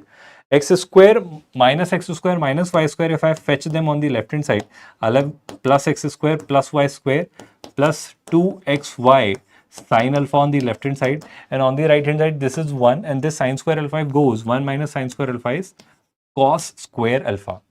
That is cos square alpha. I hope you are understanding and listening that. Now pay attention to that. This is the expression and its minimum value is what we are asked, where we know that alpha is from minus pi by 2 to pi by 2. So cos square alpha, of course, from minus pi by 2 to pi by 2, it is from 0 to 1. And even if it is squared, it is from 0 to 1. So we are asked its minimum value. So between 0 to 1, cos square alpha will be 0, minimum value. So that will be our answer. So minimum of this will be minimum of this. Everybody understood this? All the participants, are you all there listening, watching and understanding? Can I move ahead from here? Now let's solve the next question. What do we see? Cosec 18 degree is the root of which equation? They often ask you questions based on that, and we have often emphasized in our live sessions that you should remember the standard values. For example, if I try and highlight the standard value of sine 18 degree, please understand it is given by root 5 minus 1 by 4. So if you do remember that, you will be in a better position to solve this question within seconds. You need not work on cosec 18 degree because reciprocal of this will be cosec 18 degree. So cosec 18 degree here will be 4 by root 5 minus 1. First of all, give me a quick update on this. Are you all there? Now here, cosec 18 degree I'm taking as x for a while because x is basically the value here. So if I take it as x and if I do the cross multiplication, so 4 is equals to root 5x minus x. Everybody with me on this without any hesitation? With that, I'll try to create something like this. But before I do so, I'll take this x here. So it will be 4 plus x. It will be 4 plus x is equals to root 5x. Now, if I square both the sides, what will it be? It will be 16 plus x square plus what? 8x. 16 plus x square plus 8x is equal to 5x is equal to 5x square is equal to 5x square. But I don't see anything like that getting formed there. So I think I need to make some adjustments. What adjustment shall I make? Let me look for that. We need one of the values of x as 4 upon root 5 minus 1. So shall I do the rationalization first? Will that be more helpful? Because with this, what I'm getting is 5x square minus x square is 4x square minus 8x. I think I may get it. Yes, I may get it. 4x square minus 8x minus 16. So if I take 4 common, it will be x square minus 2x minus 4 is equals to 0. So x square minus 2x minus 4. Option A will be the correct answer. Great. I got lost. I thought I'm not getting it. But yes, we did get it. So everybody understood this solution. Yes, 4 will get cancelled. I did not notice it. Thank you so much for highlighting. I'm glad a lot of students are responding. That means you are engaged, you all are actively participating, and you all are learning and enjoying. That's brilliant. With that, can we move ahead with the next question? Here, let's solve the next question. The number of sequences of 10 terms whose terms are either 0, 1 or 2 that contain exactly 5 ones, exactly 3 twos is equal to what? Okay, so there are 10 terms, out of which 5 are ones and exactly 3 twos. So 5 plus 3 is 8. So if I need 10 terms, 2 more terms are needed so that it is 10. So exactly 5 are ones, 3s are twos, and of course 2 terms there will be zeros. First of all, you get that. And please understand, it is going to be a sequence. They are not saying that this should be a number. They are not saying that it is a number. Had it been a number, I'll say it cannot start with a 0. But since they are saying it is a sequence, it can start with 0. So don't assume that, sir, the first digit should not be 0. No, no, no. Please don't do that. Here, the first digit can be 0. So here there are 10 numbers. They can be arranged in 10 factorial ways, but out of which 5 are of the first type, so 5 factorial, 3 are of the second type, so 3 factorial, and 2 are of the third type, so 2 factorial, and that will be the final answer. This is how easy this question is, but with a simple catch. If you could crack that this is a sequence, not a number. If you go ahead with a number, you will get a wrong answer, which will also be given in the options, and you will mark that, and you will be happy that JEE asked you such a silly and simple question, which you cracked. But that part should be noted, that here it was a sequence, it was not a number. Are you learning the difference? Everybody with me on this? Now let's focus on the next question. In an examination, there are 5 students, okay, have been allotted their seats as per their roll numbers. The number of ways in which none of the students sits on the allotted seat, which means it is a question of dearrangement. I hope you remember that. So we need to write the dearrangement of 5 people, 5 persons, 5 places, but they should not sit at their respective places. They should sit at their wrong roll numbers. None of them should be sitting at their respective places. So that is given by D5, dearrangement 5. And for that, we know the formula is 5 factorial into 1 minus 1 by 1 factorial plus 2 by 2 factorial minus 3 by 3 factorial plus 4 by, sorry, what am I doing? 1 by 1 factorial plus 1 by 2 factorial minus 1 by 3 factorial plus 1 by 4 factorial minus 1 by 5 factorial. Although we ask you to remember or to learn or to memorize the value of D1, D2, D3, D4, D5, but even if you don't, this is the formula to dearrange 5 values, and this is basically using the principle of inclusion and exclusion. Now if I go ahead with that, you can simply push this 5 factorial inside, or you can directly write the values and get the answers. Can you do that by yourself? I hope there is nothing wrong or confusing in that. I hope you remember, one of the ways is you can push 5 factorial inside, or you can simplify these values and get the answer. I hope you are understanding. 5 factorial is clearly 120. This is 1, this is 1. So this 1 minus 1 is first of all 0. This is here 1 by 2. So I'll multiply these values here. So this is 1 by 2. Then you have 120 minus, of course, minus 120 by 3 factorial, that is 6, plus 120 by 4 factorial, that is of course 24, minus 120 by 5 factorial, which is 120. So you just need to simplify this and you'll get the answer. 122 by 2 is 60. 120 by 6 is clearly 20. 120 by 24, I hope you're understanding, it should be 5, Everybody with me on this? Because 24 into 5 is 120, I believe so. So with that, it should be 5 and it should be minus 1. And with that, here, it should be 60 minus 24. I hope you are understanding that. So 60 minus 24, how much is that? 60 minus 24, right? 60 minus 24. 60 minus 20 is 40. And with a 4, it should be 40 minus 4 with 4, it should be 36. Correct me if I'm wrong.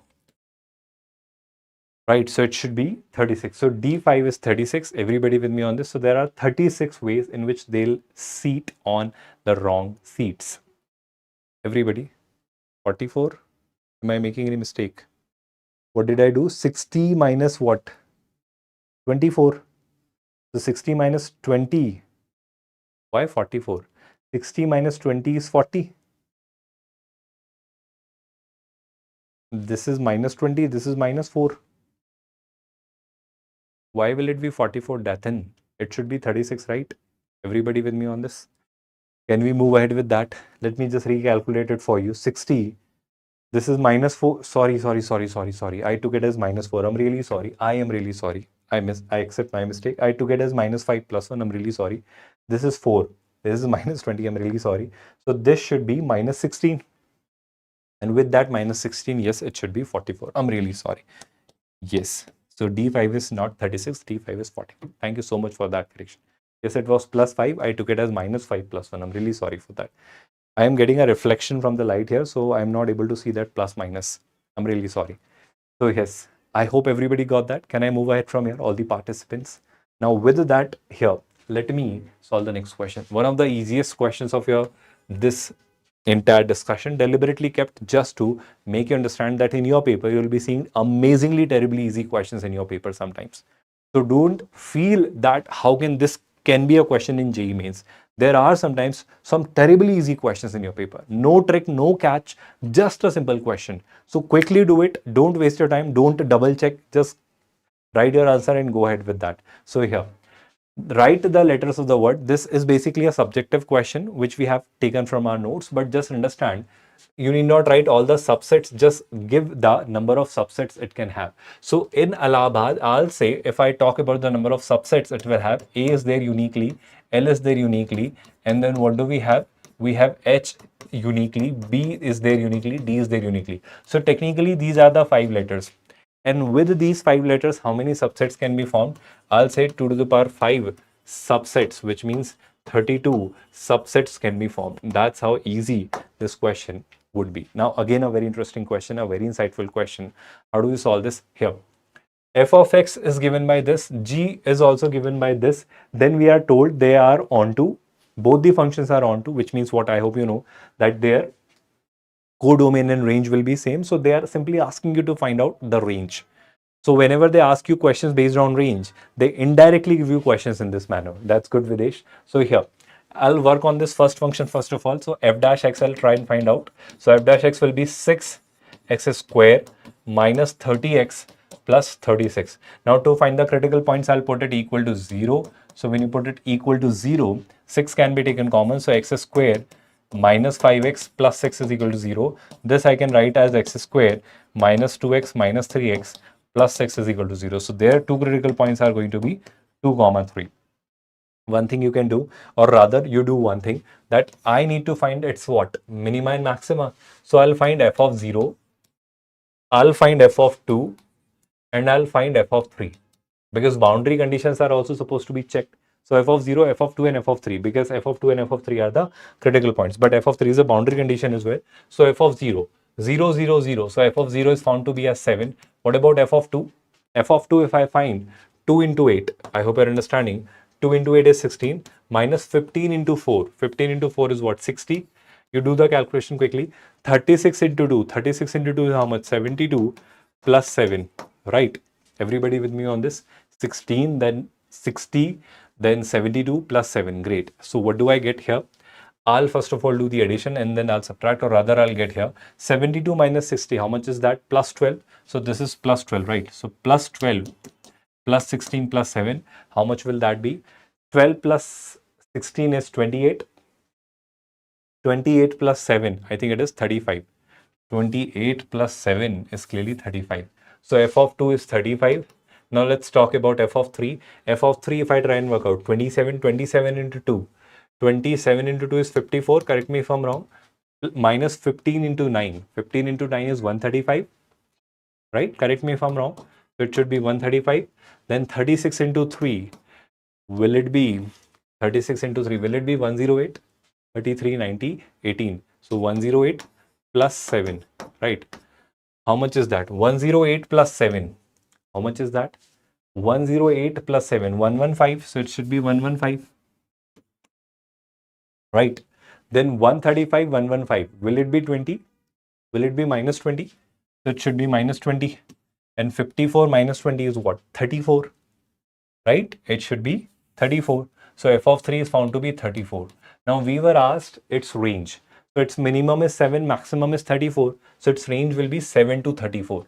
So if you are said from 0 to 3, then its range will be from 7 to 34. So first of all, set A is going to be from 7 to 34, where 7 and 34 both are included, because 0 and 3 both are included. Everybody got that?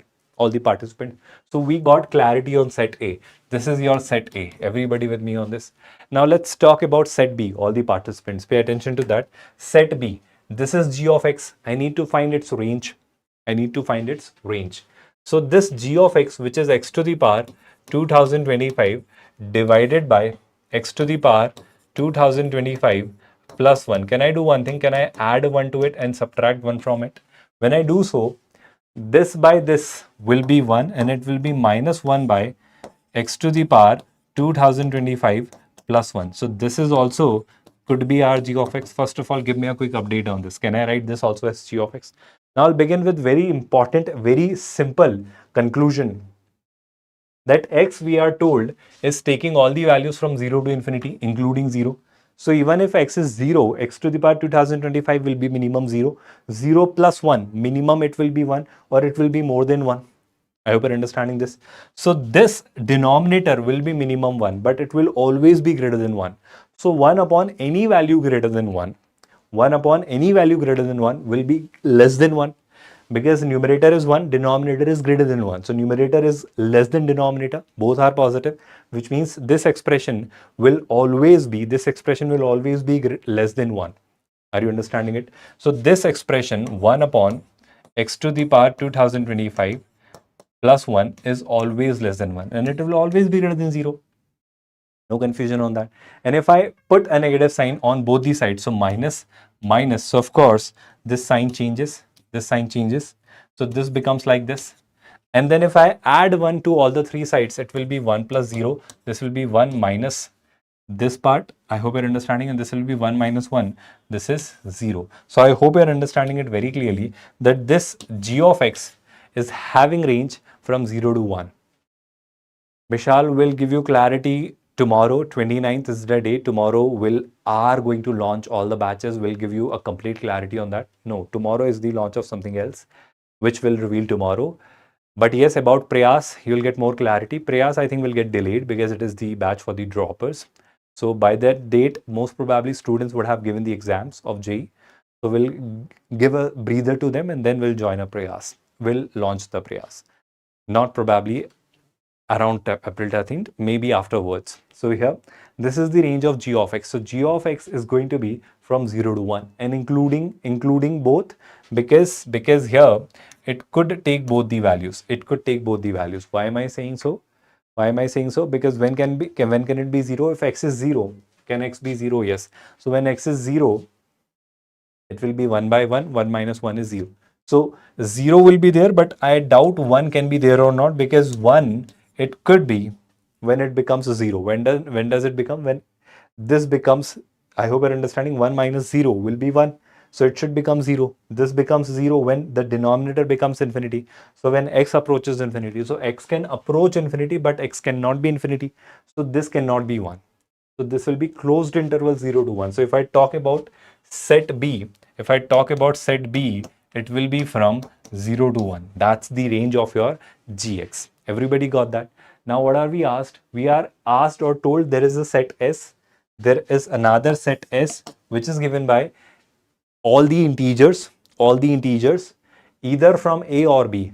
So in B, there is only one integer which is 0. So S will contain 0.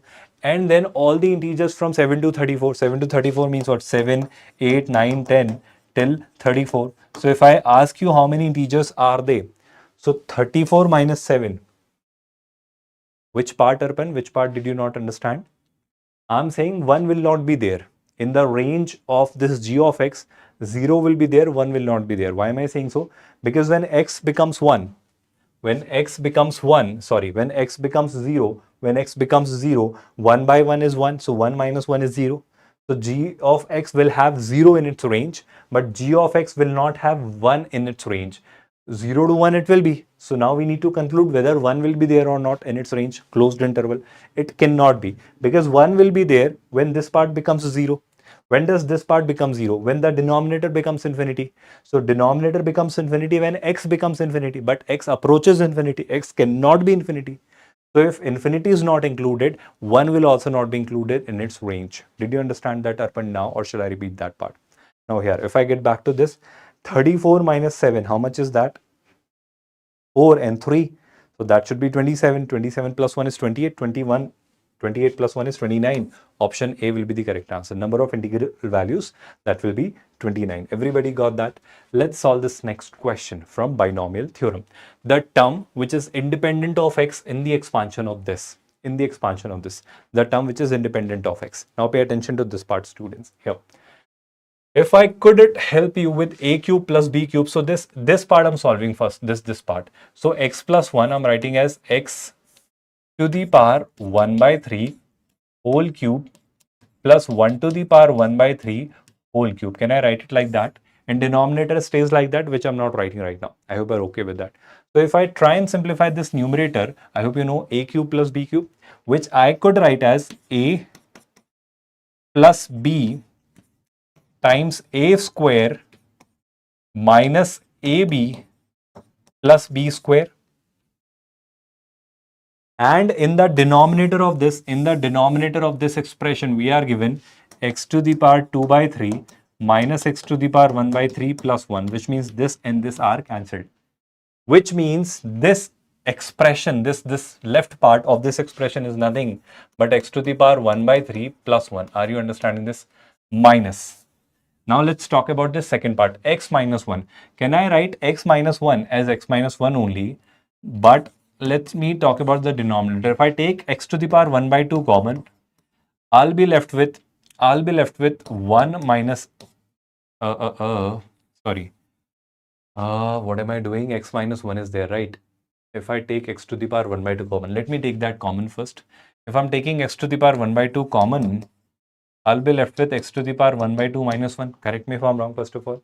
I have taken x to the power 1 by 2. Now that x minus 1 in the numerator, I am writing as x to the power 1 by 2 whole square minus 1 square. Can I do that? So it is a square minus b square. So a minus b, a plus b. So x to the power 1 by 2 minus 1 will get cancelled. And there in the numerator, you will be left with x to the power 1 by 2 plus 1. I hope you are getting it. And when that x to the power 1 by 2 plus 1 is divided by x to the power 1 by 2, you're left with 1 plus x to the power minus 1 by 2. Correct me if I'm wrong. And there is a minus here. So it should be minus 1 minus x to the power minus 1 by 2 whole raised to the power 10. And this 1 and 1 are cancelled. So it leaves you with a very simple expression, x to the power 1 by 3 minus x to the power 1 by 2 whole raised to the power 10. First of all, give me a quick update on this. Did you see how did we use the identities? Are you all there with me? Can I now simplify this? Now when I do the simplification, what do I get? I am told x is greater than 1. That's the best part, the term independent of x. Now if I write the general term, so TR plus 1 will be given by, of course, NCR, which is 10 CR. Then x to the power 1 by 3 to the power 10 minus r, and then x to the power, of course, minus 1 will also be there, which I'll write later, but x to the power minus 1 by 2 to the power r. Everybody with me on this? I hope there is no confusion on that. Minus 1 to the power r will also be there, which I'm writing here. I hope that's not a matter of concern for anyone, because we are asked the term, the term which is independent of x, right? So that minus 1 to the power r should also be kept there. Now, if I talk about the powers of x, so the powers of x are going to be what? X to the power 10 minus r by 3, and it will be minus r by 2. So base are same, then powers are added. And this term should be independent of x. If it is independent of x, the power of x should be 0, which means this is the power. It should be 0, which means this should be equal. Are you all listening and understanding? So with this, it will be 20 minus 2r is equal to 3r. So r is going to be 30. Am I making a mistake here? No, I'm really sorry. What did I do? That's where I got confused. How can r be 30? This will be 5r. 5r is 20, so r should be 20 by 5, that is 4. Are you all there? So if r is taken as 4, I think I'll get the term which is independent of x. So fifth term will be independent of x, t5, because r is 4. And with that, minus 1 to the power 4, which is 1, so it doesn't matter. 10c4, and this entire expression becomes 1. So 10c4 will be our answer. What will be 10c4? 10, 9, 8, 7 divided by 4, 3, 2, 1. So 4, 2, 8, 3, 3, 9. So 7 into 2 is what? 21 into 10 is 210. Option A is your correct answer. Everybody got that? All the participants who are watching it. I hope you must have learnt a lot from this part. Let's solve one more question from binomial, because they do ask questions on it. And in the January attempt, we have seen a lot of questions from the binomial. How do we solve this one? Let's pay attention to that. In the expansion of this into this, the coefficient of x and x square are 1 and minus 2. Then p square plus q square. Okay, let me try and generalize these expansions. I hope you remember 1 plus x to the power p. If I write the expansion, how will I write this expansion? It will be, I hope you remember, nc0, so it will be 1 plus nc1. I hope you remember that will be n. But what is n? N is p. So nc1 into x to the power 1 plus nc2, n is 2. So pc2, x to the power 2, and then pc3 and so on until the last one. Similarly, if I talk about this, I'll have first of all nc0, which is qc0, which is 1, then minus. Alternatively, plus minus I'll have. So first term is plus, second term is minus. qc1, which is q, x to the power 1. Of course, minus x to the power 1 it was, so that it became minus qx. Then you'll have qc2, x square, and so on with the higher terms. Everybody with me on this? Now let us talk about the coefficient of x. How do I get the coefficient of x? Are you all there, listening, watching, and understanding, all the participants? Now from here, if I talk about, I hope everybody is there. Let me just refresh it. Are you all there, paying attention to this? So if I now talk about coefficient of x, all the participants, right? How do I coefficient of x? So this 1 gets multiplied to this minus qx. So the minus q will be a coefficient of x. Then this px gets multiplied to this one. So this p will be a coefficient of x. I think apart from that, no other term will give me coefficient of x. That is what? Is 1. So that is one of the values we have received. Apart from that, what I have is coefficient of x square. So this 1 into qc2 will be a coefficient of x square. So that is qc2. Then this 1 into pc2 will be a coefficient of x square. So this is pc2. Then pay attention to this. Px into qx. Again, it will also give me a coefficient of x square. So px into qx is what? Minus pq. I think apart from that, no other term will give me a coefficient of x square, because 1 into that, 1 into this, px into qx, because other terms will be higher terms. Let me just cross check it, because when x is multiplied, I think no other term will be there. So this gives me minus 2 here. Give me a quick update on this. Are you all with me on this? Everybody understood this part? Now from here, when I go ahead with my conclusion, what do I have? I think we need to simplify this, because p square plus q square is what we need to ask. We need to refine. So qc2, that will be q minus 1 divided by 2 plus p minus 1 divided by 2 minus pq. So that should be 2pq is equal to minus 2. So it should be minus 4. Correct me if I'm wrong. Correct me if I'm wrong. qc2 is q minus 1 by 2, p minus 1 by 2 minus 2pq, because I have taken the LCM, minus 4. So this becomes what? Q square. This becomes p square. That is what? Minus q minus p. So minus p minus q minus 2pq is equal to minus 4. right? What was this? This was P minus Q, right? This was not P plus Q, otherwise I would have replaced it here. So this is P minus Q. I hope it is P minus Q because it is P minus Q. So P minus Q is 1. Let me square this. Let me square it on both the sides. I think I'll get something really decent out here. So if I'm squaring both the sides, it will give me P square plus Q square minus 2PQ is equal to 1. So I think P square plus Q square minus 2PQ, I can substitute by 1. That's a good, decent part I'm getting. So with that, P square plus Q square minus 2PQ, I'm substituting by 1. So there I get minus P minus Q. I repeat, all I'm saying is minus P minus Q, and this part I'm substituting by plus 1. So plus 1 goes to the other side, makes it minus 5.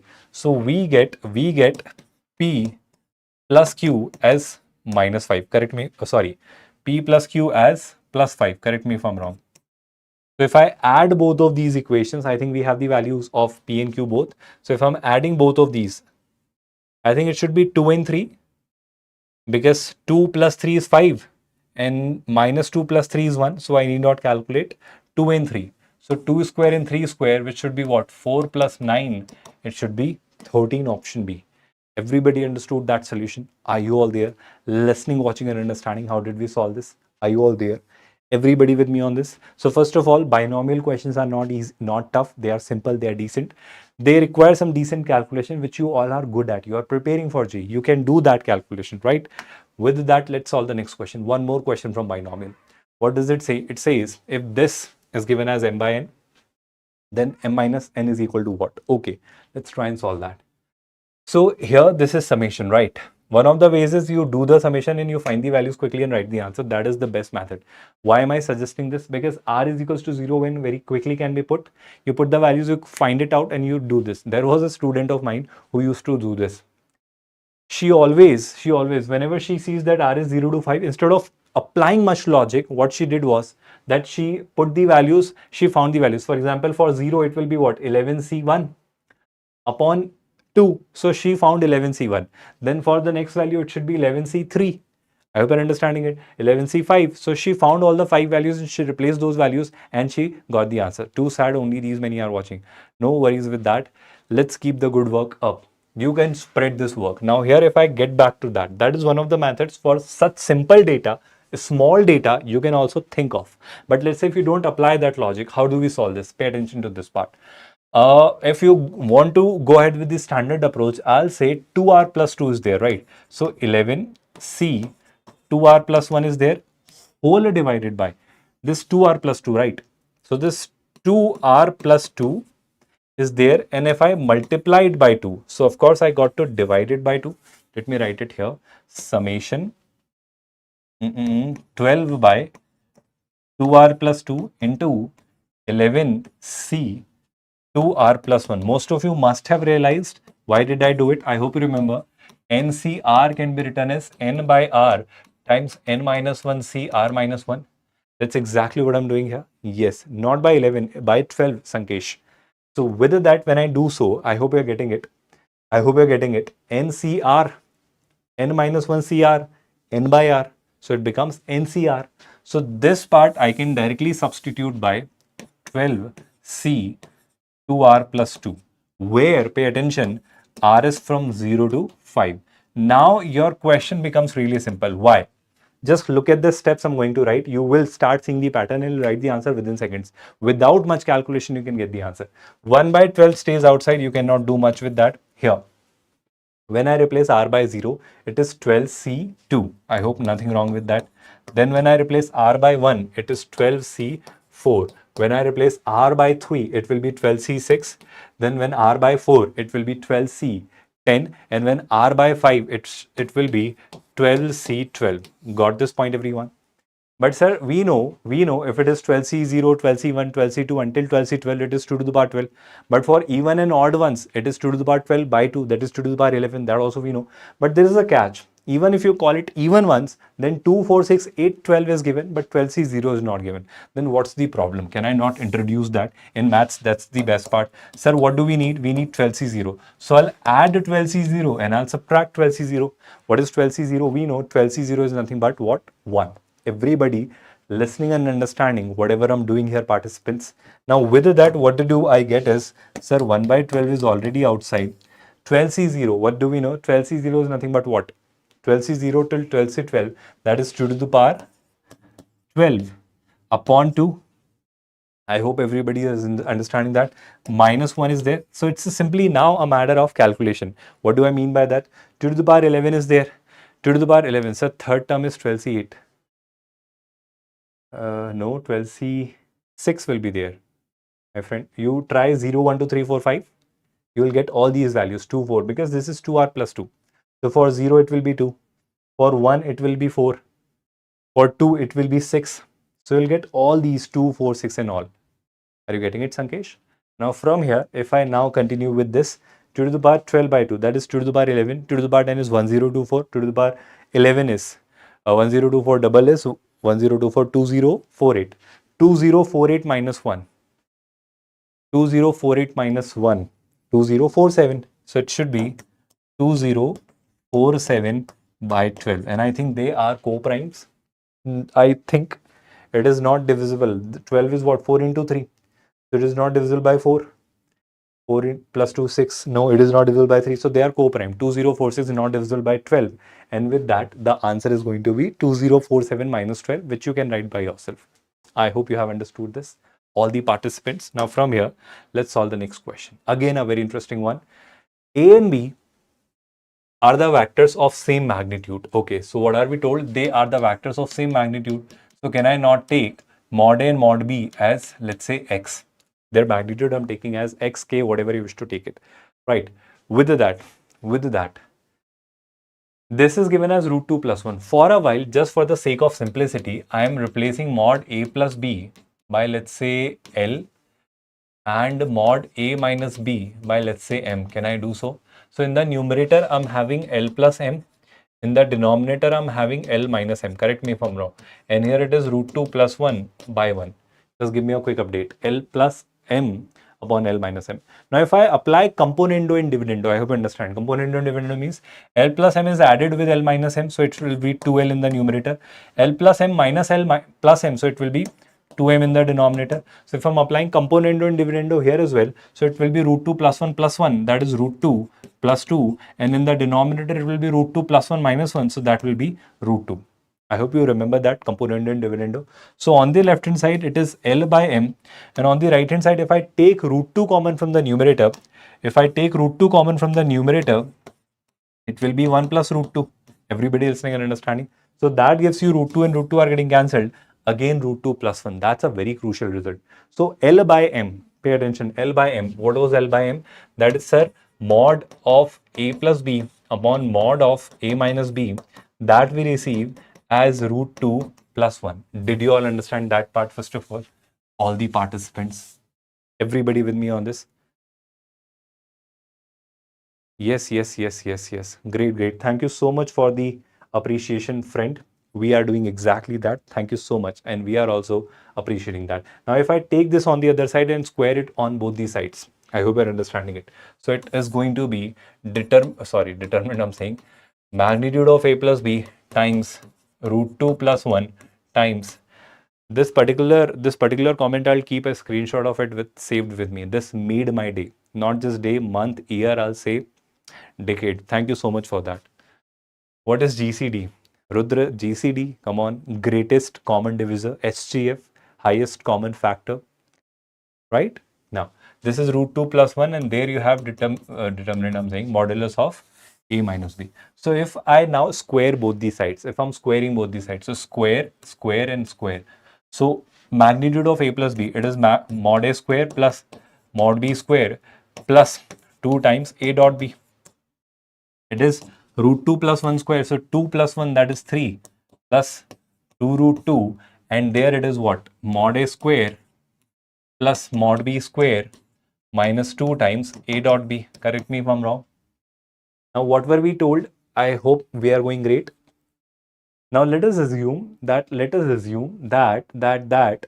A and B have an angle, let's say theta between them. So A dot B will be what? Mod A mod B.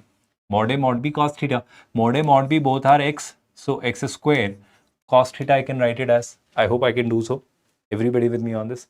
So with that, this is x square, this is x square, so this is 2x square. This is 2a dot b, so this will be 2x square cos theta, right? Is equal to, I hope you all are there, listening, watching and understanding. This is 3 plus 2 root 2, I'm not touching it right now. And here it will be again 2x square minus 2x square cos theta. Right? Give me a quick update on this. Everybody with me on this. So if I'm taking x square common from both these sides, I think it will be, even 2 can be taken common from both these sides. 2x square, it will be 1 plus cos theta here. And there it will be 1 minus cos theta. And that we again receive as 3 plus 2 root 2. That we again receive as 3 plus 2 root 2 by 1. Give me a quick update on this. Everybody with me on this? Everybody with me on this? Quickly. This will be 1 plus cos theta upon 1 minus cos theta. That is 3 plus 2 root 2 upon 1. Sir, why are you doing all this? I think I'm doing because we are very close to the final answer. Now, if I again one more time apply componendo and dividendo. So 1 plus cos theta plus 1 minus cos theta. So cos theta and cos theta are cancelled. 1 plus 1 is 2 in the numerator. If I now apply dividendo, which means this minus this. So 1 minus 1, that is cancelled. Cos theta minus cos theta is 2 cos theta. So that leaves you with 1 by cos theta. Everybody listening and understanding? Here, this 3 plus 2 root 2 plus 1, that will be 4 plus 2 root 2. And then 3 plus 2 root 2 minus 1, 3 plus 2 root 2 minus 1, that will be 2 plus 2 root 2. Let me just quickly check this. Yes. So from the numerator, I could have taken 2 common. Let me do that. So when I take 2 common, it will be 2 plus root 2, and when I take 2 common from the denominator, it will be 1 plus root 2. Again, one more thing I can do. I can take root 2 common from the numerator. Again, the same thing. So when you take root 2 common from the numerator, it will be root 2 plus 1. That gets cancelled. So it leaves you with a root 2. So 1 by cos theta is root 2. So we receive cos theta as 1 by root 2. Let's keep this with us. Of course, it is pi by 4. Now let's work on this expression. Mod of a plus b square upon mod a square. I hope mod of a plus b square is what? Mod a square plus mod b square plus 2 times mod of a dot b upon what? Mod a square. That is going to be what? X square plus x square, that is 2x square, plus again this is 2x square cos theta divided by, this is again x square. So this x square is cancelled. So 2 plus 2 cos theta. Cos theta is what? 1 by root 2. So this is 2 by root 2. 2 by root 2 is root 2. So it should be 2 plus root 2. That's your final answer. 2 plus root 2, option C will be the final answer. Everybody understood that? All the participants, everybody with me on this? A good, interesting, decent question it was. And what they do is, from vectors in 3D, the operations are really simple. You know all the concepts, shortest distance, lines, you know, even the image part, the direction ratios part, the direction cosines part. So the formulae are really simple in vectors in 3D. Dot and cross is there mostly. All you need is that here you need to do a lot of calculation. They'll make you do it. So componendo and dividendo got applied 3 times, and that made your entire calculation really simple. So how will all this click us at the exam center like this, dividendo, etc.? Because I think it is something plus something, something minus something. So that same thing is added in the numerator. That same thing is added in the denominator. So whenever you see something like this, I repeat, whenever you see something like this, x plus y upon x minus y, think of componendo and dividendo. It is always componendo and dividendo. Will you remember that?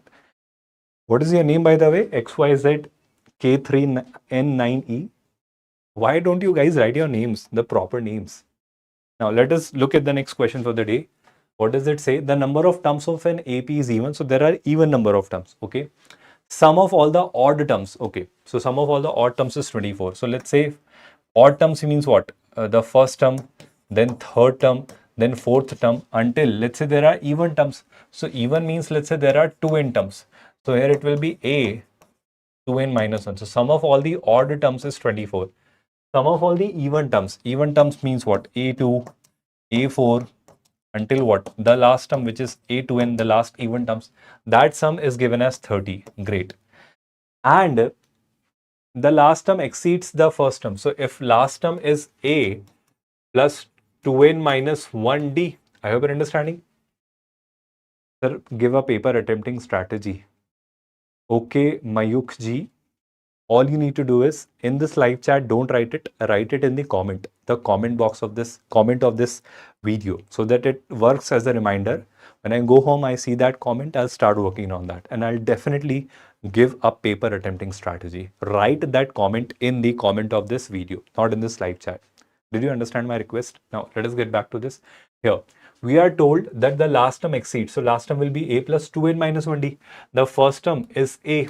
So last term exceeds the first term by 21 by 2. So that will be the difference. I hope you are getting it. So a and a are cancelled and we get 2n minus 1 into d as 21 by 2. Even if I simplify this, 2nd 2nd 2nd minus d as 21 by 2. Wherever I need it, I'll use it accordingly. Now pay attention to the next part. What I do is, from this if I subtract this, so I'll have a2 minus a1. I'll have a4 minus a3. And so on until I have a 2n minus a 2n minus 1, and that will be 30 minus 4, that is 6. Now pay attention to this part. Can you not help me with something very decent? a2 minus a1, consecutive term, d. a3 minus a4, d. Common difference I'm taking as d. a2n minus 1, d. So if there are total 2n terms, these are n d's. D, D, D. So d is added n times, so that is n d's. So we got n d as 6. We got nd as 6. Now what does it mean? If I'm replacing nd by 6 here, I get something really decent here.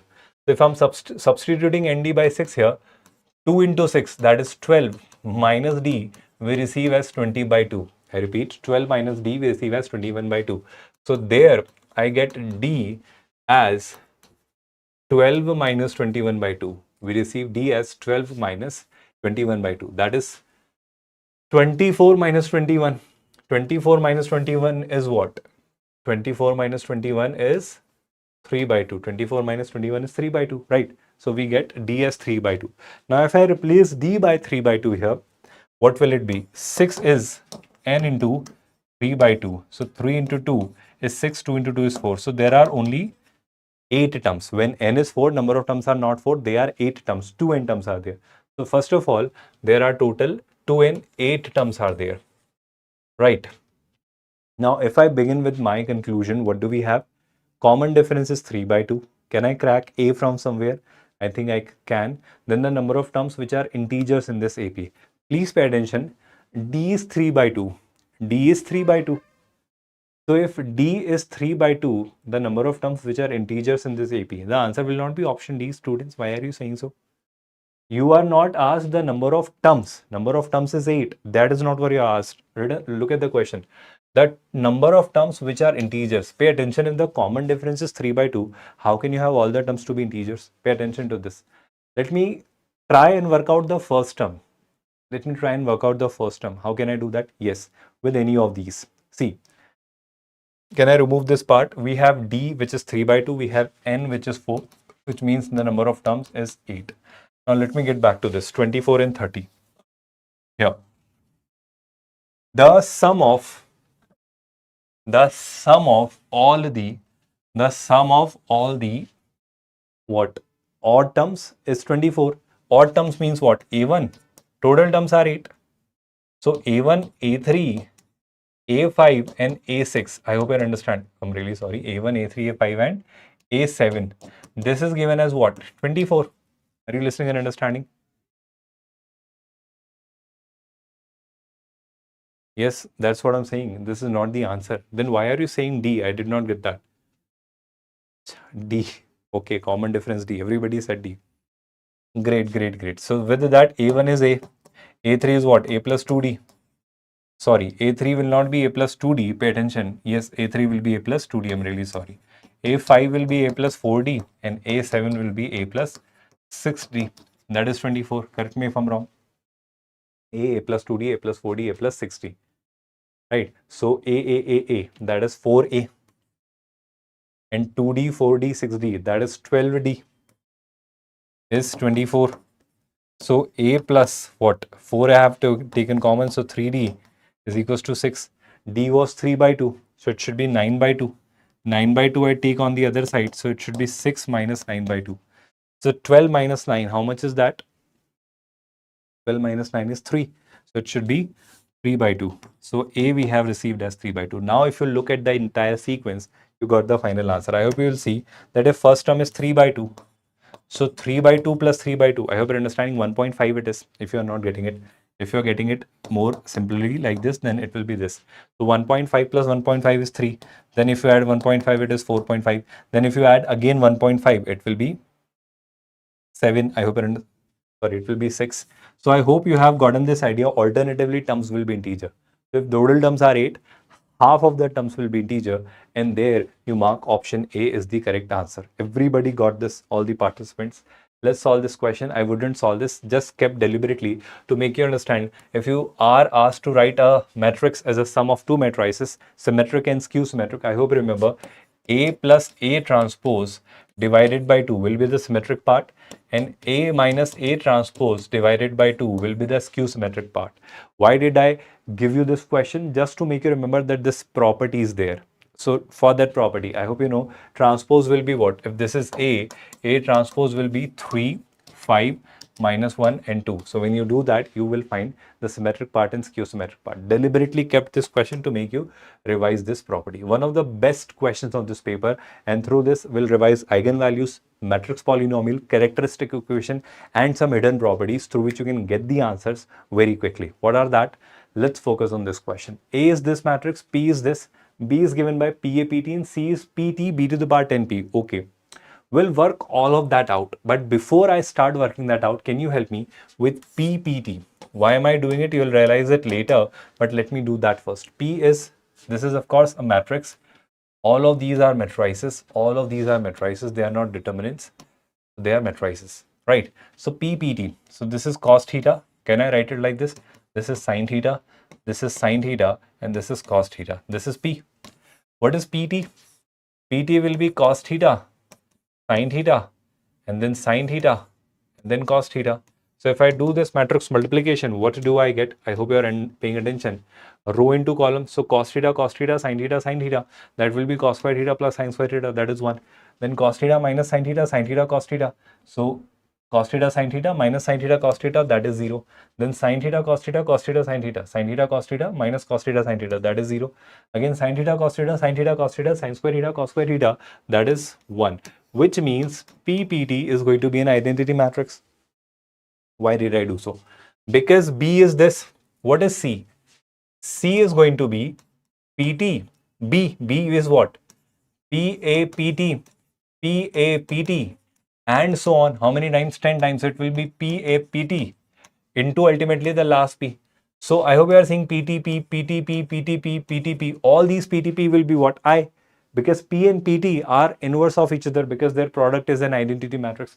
So all of these will get cancelled and I'll get A 10 times. So C is nothing but A to the power 10. Everybody got this? C is nothing but A to the power 10. Everybody with me on this? Perfect, brilliant, perfect, brilliant. I hope you all are there. Everybody with me this?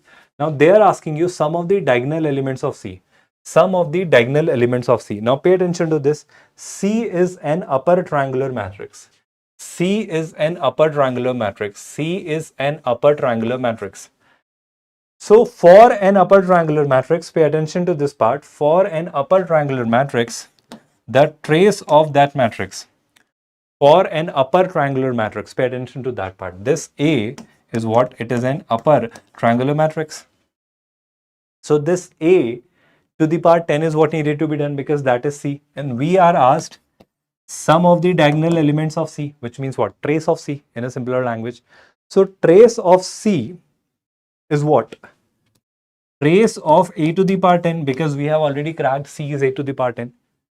How many questions are left? I think 2 to 3 questions are left. It will take hardly 10 to 15 more minutes. Then the session will be over. Okay, Akanksha. Now, if I get back to the discussion we were having, where were we? Trace of A to the power 10. What was I saying? This C is A to the power 10. Where was I? I was saying that this A was an upper triangular matrix. This A was an upper triangular matrix. So for an upper triangular matrix, pay attention to this part, its eigenvalues are always its principal diagonal elements. So if I ask you the eigenvalues, now why am I saying this? Pay attention to this. Eigenvalues of A are going to be 1 by root 2 and 1. So remember this, eigenvalues of A to the power 10, eigenvalues of A to the power 10 will be 1 by root 2 to the power 10 and 1 to the power 10. If eigenvalues of a matrix are lambda 1 and lambda 2, eigenvalues of that matrix raised to the power k is lambda 1 to the power k and lambda 2 to the power k. Are you listening and understanding that part? Now the third thing here, pay attention to that part. C is a matrix which is a to the power 10. A was an upper triangular matrix. So if it is an upper triangular matrix or a lower triangular matrix or a diagonal matrix, in that case, its diagonal elements will be nothing, but if it is raised to the power 10, its diagonal elements will also be this raised to the power 10.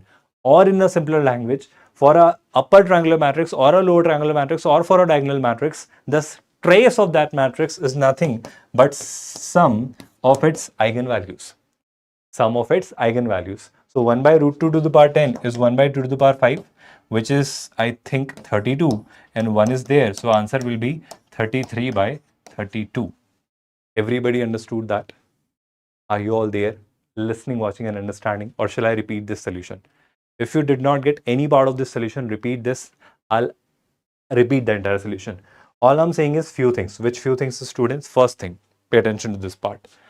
We had this matrix PPT, which was an identity matrix, which means P and P transpose were inverse of each other. The second conclusion, whenever you see a matrix which is either upper triangular, lower triangular, or diagonal matrix, in that case, please remember that its eigenvalues are always going to be its diagonal elements. So for A, eigenvalues are 1 by root 2 and 1. So A to the power 10 will have eigenvalues as 1 by root 2 to the power 10 and 1 to the power 10.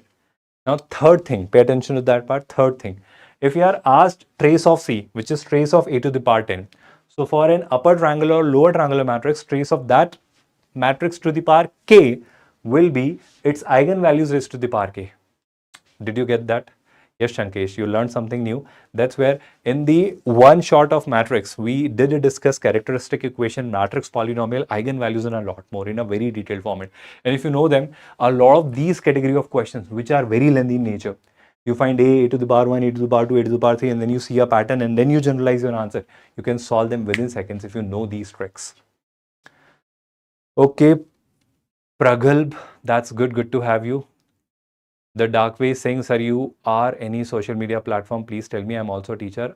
I am your Eklav, you are my Dronacharya. Please don't use words like that. We all learn from each other. I'll be learning from you someday, definitely. Everybody you meet in life knows something better than you. So that's what we believe in. Yes, sir, I also learned something new. Thank you. That's good to impart something new in that. Great. So the Dark Way, I am there on social media platform. You can find me on LinkedIn. You can find me on Instagram. I'm there with the same Dipendra Umat name, DEEPENDRA UMATH. You can find me there. Just ensure that it's of x. Second column will be coefficient of phi. So it should be root 2 sine alpha. Then it is cos alpha and it should be sine alpha. And then the third column, it should be root 2 cos alpha. Then it should be sine alpha and it should be minus cos alpha, and this determinant should be given as 0. Mind you, students, remember, two more things will be bringing before your JEE. First thing, that will make you revise entire maths. The way we have revised maths with these 30 questions will make you revise entire maths with few more questions, entire maths with more questions. And one more session I'll bring to make you revise all the formulae. Yes, good to hear that compliment. Thank you so much for that, Mayuk JEE. Now with that, if I go ahead with this, I think our job is done. You just need to simplify this and your job will be done.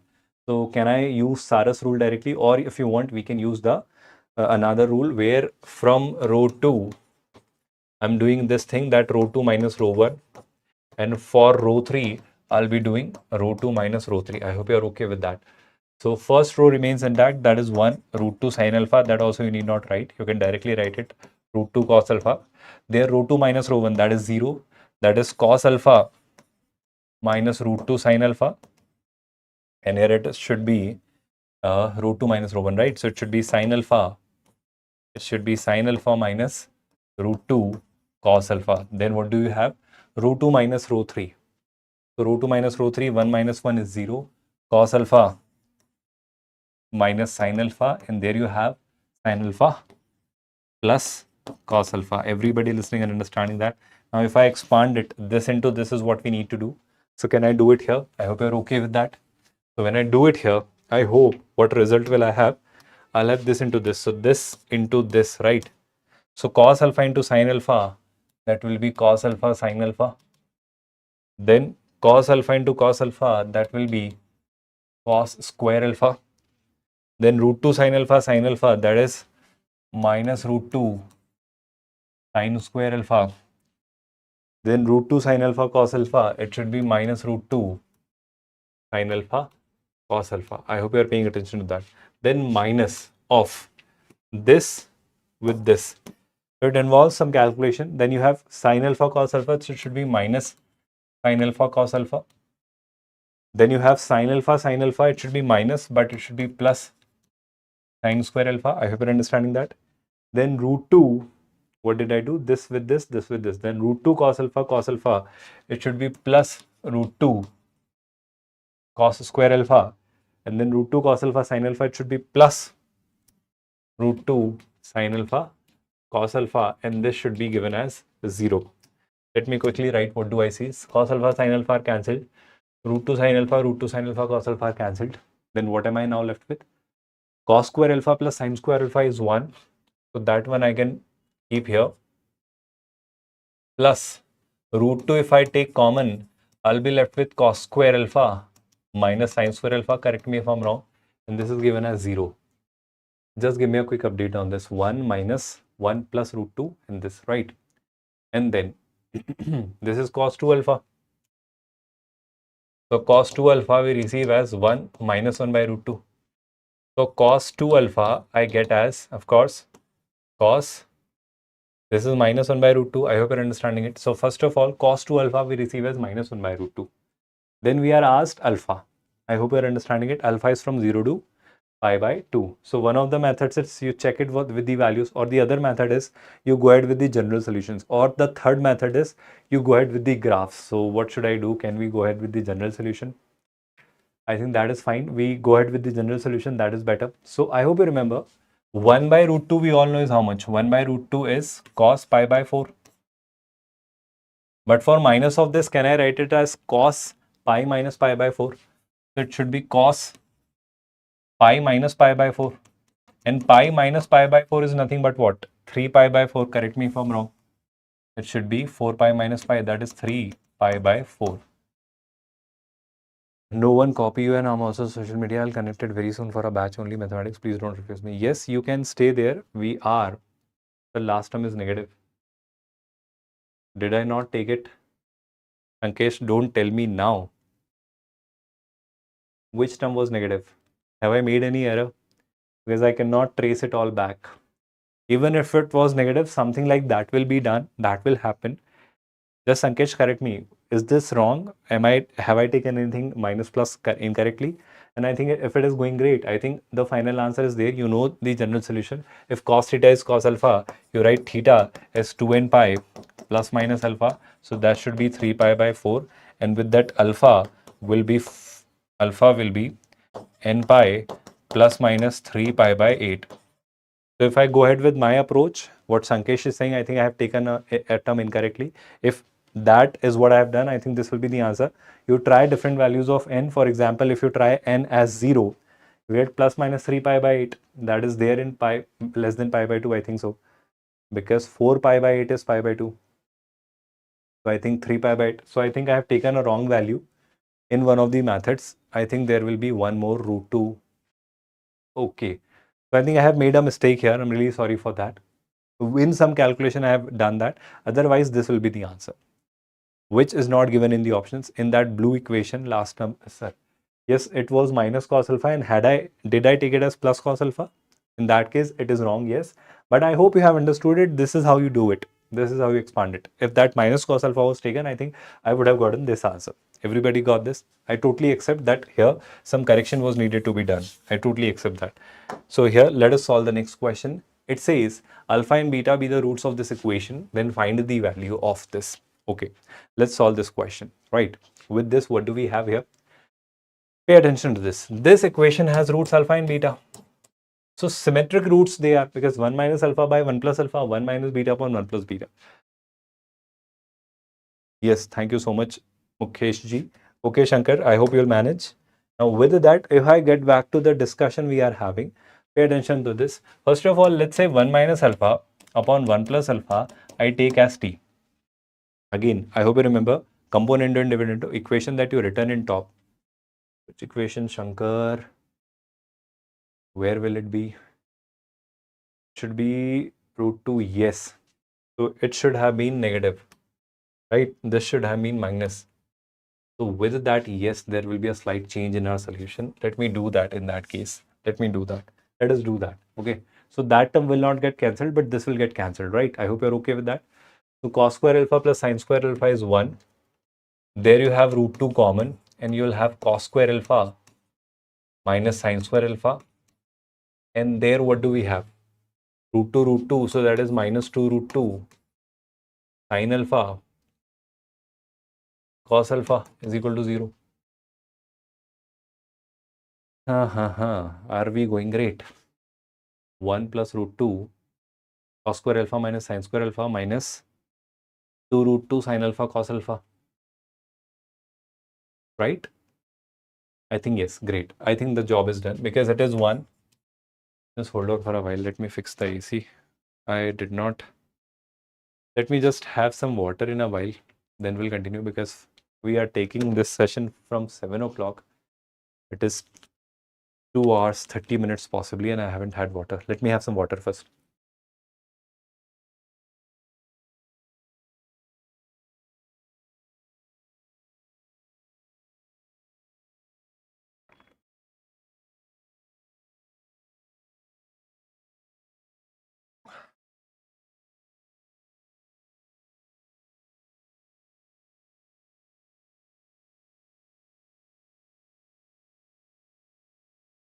Yes, Pratap, definitely if you are solving these questions, if you are watching this entire solution, if you are watching this session thoroughly, with utmost focus, definitely you'll be able to get at least 3 to 4 questions correctly done. 3 to 4 questions matter a lot. Can you believe that? 16 to 20 marks in maths. In maths, there is a tough fight for marks. You all know that. Right. Now getting back to this. So here it will be 1 plus root 2. This will be cos 2 alpha. And this will be minus root 2 sin 2 alpha is equal to 0. So if I push this side there, so what will I have? I'll have this part here. I'll have this part here, this part there. So it will be root 2 sin alpha and root 2 cos alpha. So I'll have root 2 sin 2 alpha minus root 2 cos 2 alpha is equal to what? Is equal to 1. I hope you're understanding it. If I take this root 2 to the other side, will I do this? I think I should do this because if I divide both the sides by 2, so 2 here, and 2 here, so this becomes 1 by root 2 sin 2 alpha. This becomes 1 by root 2 cos 2 alpha, and this stays like 1 by 2. Now, why did I do it? I hope you're understanding. I can take it as sin pi by 4, cos pi by 4. I hope you're understanding it. I think, Shankesh, now what we are doing is correct. It is absolutely correct. What is wrong here? So with this, what will I have?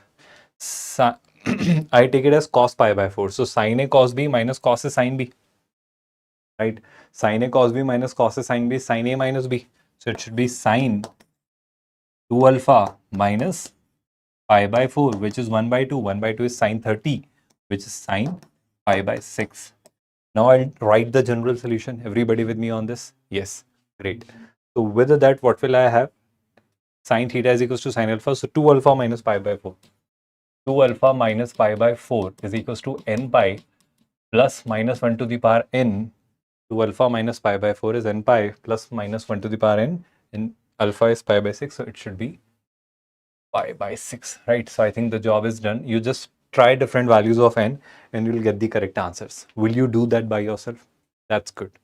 That's good. Good. Great, students. Now from there, when I go ahead, what do I see next? The next question here. So again, you can apply component and dividendo here, all the participants, or one of the methods is you do the cross multiplication, whatever suits you. So it will be t plus t alpha. I hope you're understanding. Alpha I'll take there, t I bring here. So 1 minus t is t alpha plus alpha. So alpha I take common, so it will be 1 plus t is equal to alpha. Now, sir, why did you do this? Pay attention to this part. I am trying to tell you this. Now that this value of alpha is satisfying this, which means it is 1 minus t upon 1 plus t. So that value I'm substituting here. So this will be 3 times 1 minus t upon 1 plus t whole square plus 2 1 minus t upon 1 plus t plus 1. What is t here? Pay attention to this part. T is this. T is this, right? Now look at this. Now I'll be seeing an equation here. What is that equation? This is of course 0. So if I multiply both the sides by 1 plus t whole square, so it will be 3 times 1 minus t whole square. It will be 2 times 1 minus t into 1 plus t, and it will be 1 plus t whole square is equal to 0. If I simplify this, it will be 3 plus 3t square minus 2t into 3, that is 6t, plus this will be 1 minus t square, so that is 2 minus 2t square, and it will be t square plus 1 plus 2t is equal to 0. I hope you all are there listening and understanding this. So 3t square minus 2t square plus t square. How much is that? I think 2t square. So this gives you 2t square here. Then what do I have next? I think I have minus 6t plus 2t. So that is minus 4t, right?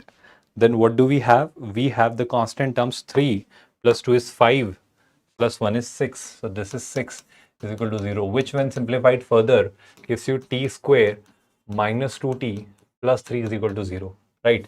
So this is what I finally get. Now, why did I do this? This is now a quadratic in t. This is now a quadratic in t, and it will have two roots. Will you not say that, sir, those two roots are going to be t1 and t2? T is 1 minus alpha upon 1 plus alpha. So t could be, if t is 1 minus alpha upon 1 plus alpha, so why can I not say that t will be 1 minus beta upon 1 plus beta? Are you understanding that? So this I'm taking as t1 and this I'm taking as t2. So what am I asked? I am asked the value of t1 cube plus t2 cube. This I can write as t1 plus t2. I hope you all are understanding. Whole cube minus 3 t1 t2 into t1 plus t2. I hope you remember, because t1 plus t2 whole cube is t1 cube plus t2 cube plus 3 t1 t2 times t1 t2. So that gives you what? T1 plus t2. I hope here you know t1 plus t2 will be plus 2 and t1 t2 will be 3. Are you understanding that? Whatever I'm doing here. So that gives you t1 plus t2, that is 2 cube, which is 8 minus 3. t1 t2, that is 3, and t1 plus t2, that is 2. So 9 into 2 is 18. 8 minus 18 is what? Minus 10 will be your final answer. Everybody understood that solution? Are you all there with me? Listening, watching, and understanding? This question says that f is from r minus 0, so that's the domain, that's the codomain. Be a polynomial of degree 2. Now please remember this as a rule, a fundamental rule. JEE loves asking questions based on this result. F of x into f of 1 by x is equals to f of x plus f of 1 by x. I'll show you this question being asked a lot many times. Whenever somebody says something like this, f of x, you shouldn't hesitate in saying 1 plus minus x to the power n. Please remember this as a result. Again, this is a very important key concept. Please don't ever forget that. That's a very crucial key concept. The moment you see f of x into f of 1 by x as f of x plus f of 1 by x, don't hesitate in substituting it as 1 plus minus x to the power n. The second result is they have told you that it is a polynomial of degree 2, which means it is a quadratic. So I can now take f of x as 1 plus minus x to the power 2. because it is a polynomial of degree 2. The third result here, I am told it has the range or the codomain from minus infinity to 1. So there are two choices. It could be either 1 plus x square or 1 minus x square. Are you not seeing? If it is 1 plus x square, its range will be 1 to infinity.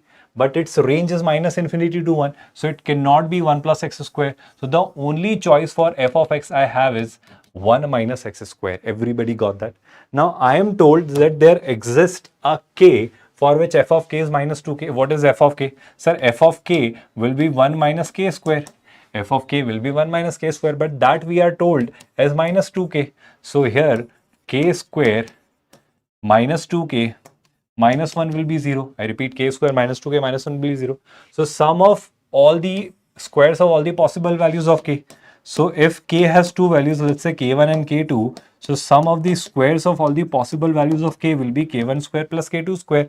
That will be, I hope you are understanding, k1 plus k2 whole square minus 2 k1 k2. Are you getting it or not, everyone? Are you getting it or not, everyone? So with that, what do I have? I have k1 plus k2. That is again 2. 2 square is 4 minus 2 k1 k2. K1 k2 is what? Minus 1. So 4 plus 2 is 6. Option C will be the correct answer. Everybody understood that? All the participants, everybody with me on this? With that, we are done with this session of 30 special questions we have brought for you.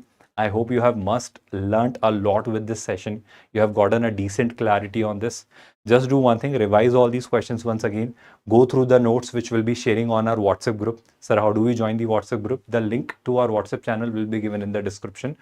Click on this, the entire notes, the entire PDF will be given to you. So you can revise all these questions and you can go through all these questions once again. And then what are we coming up with? We'll come up with one more session of the entire math revision where we'll do the same category of questions, but we'll do more such questions so that you do revise these questions in a better manner. The next thing here is going to be simple, that here just practice as many PYQs of these past 4-5 years you can. That will definitely help you in enhancing the concepts. So I think you have gotten a decent clarity. Can we call it a day now? Thank you so much. You have been a great audience. Take a good care of yourself. Keep preparing and keep rocking. Let's meet in the next session. And yes, the third announcement, I'll bring a revision session of all the formulae of mathematics as well. So these two more things I'll be doing for mathematics. Thank you so much, everyone. Good night, everyone. Good night.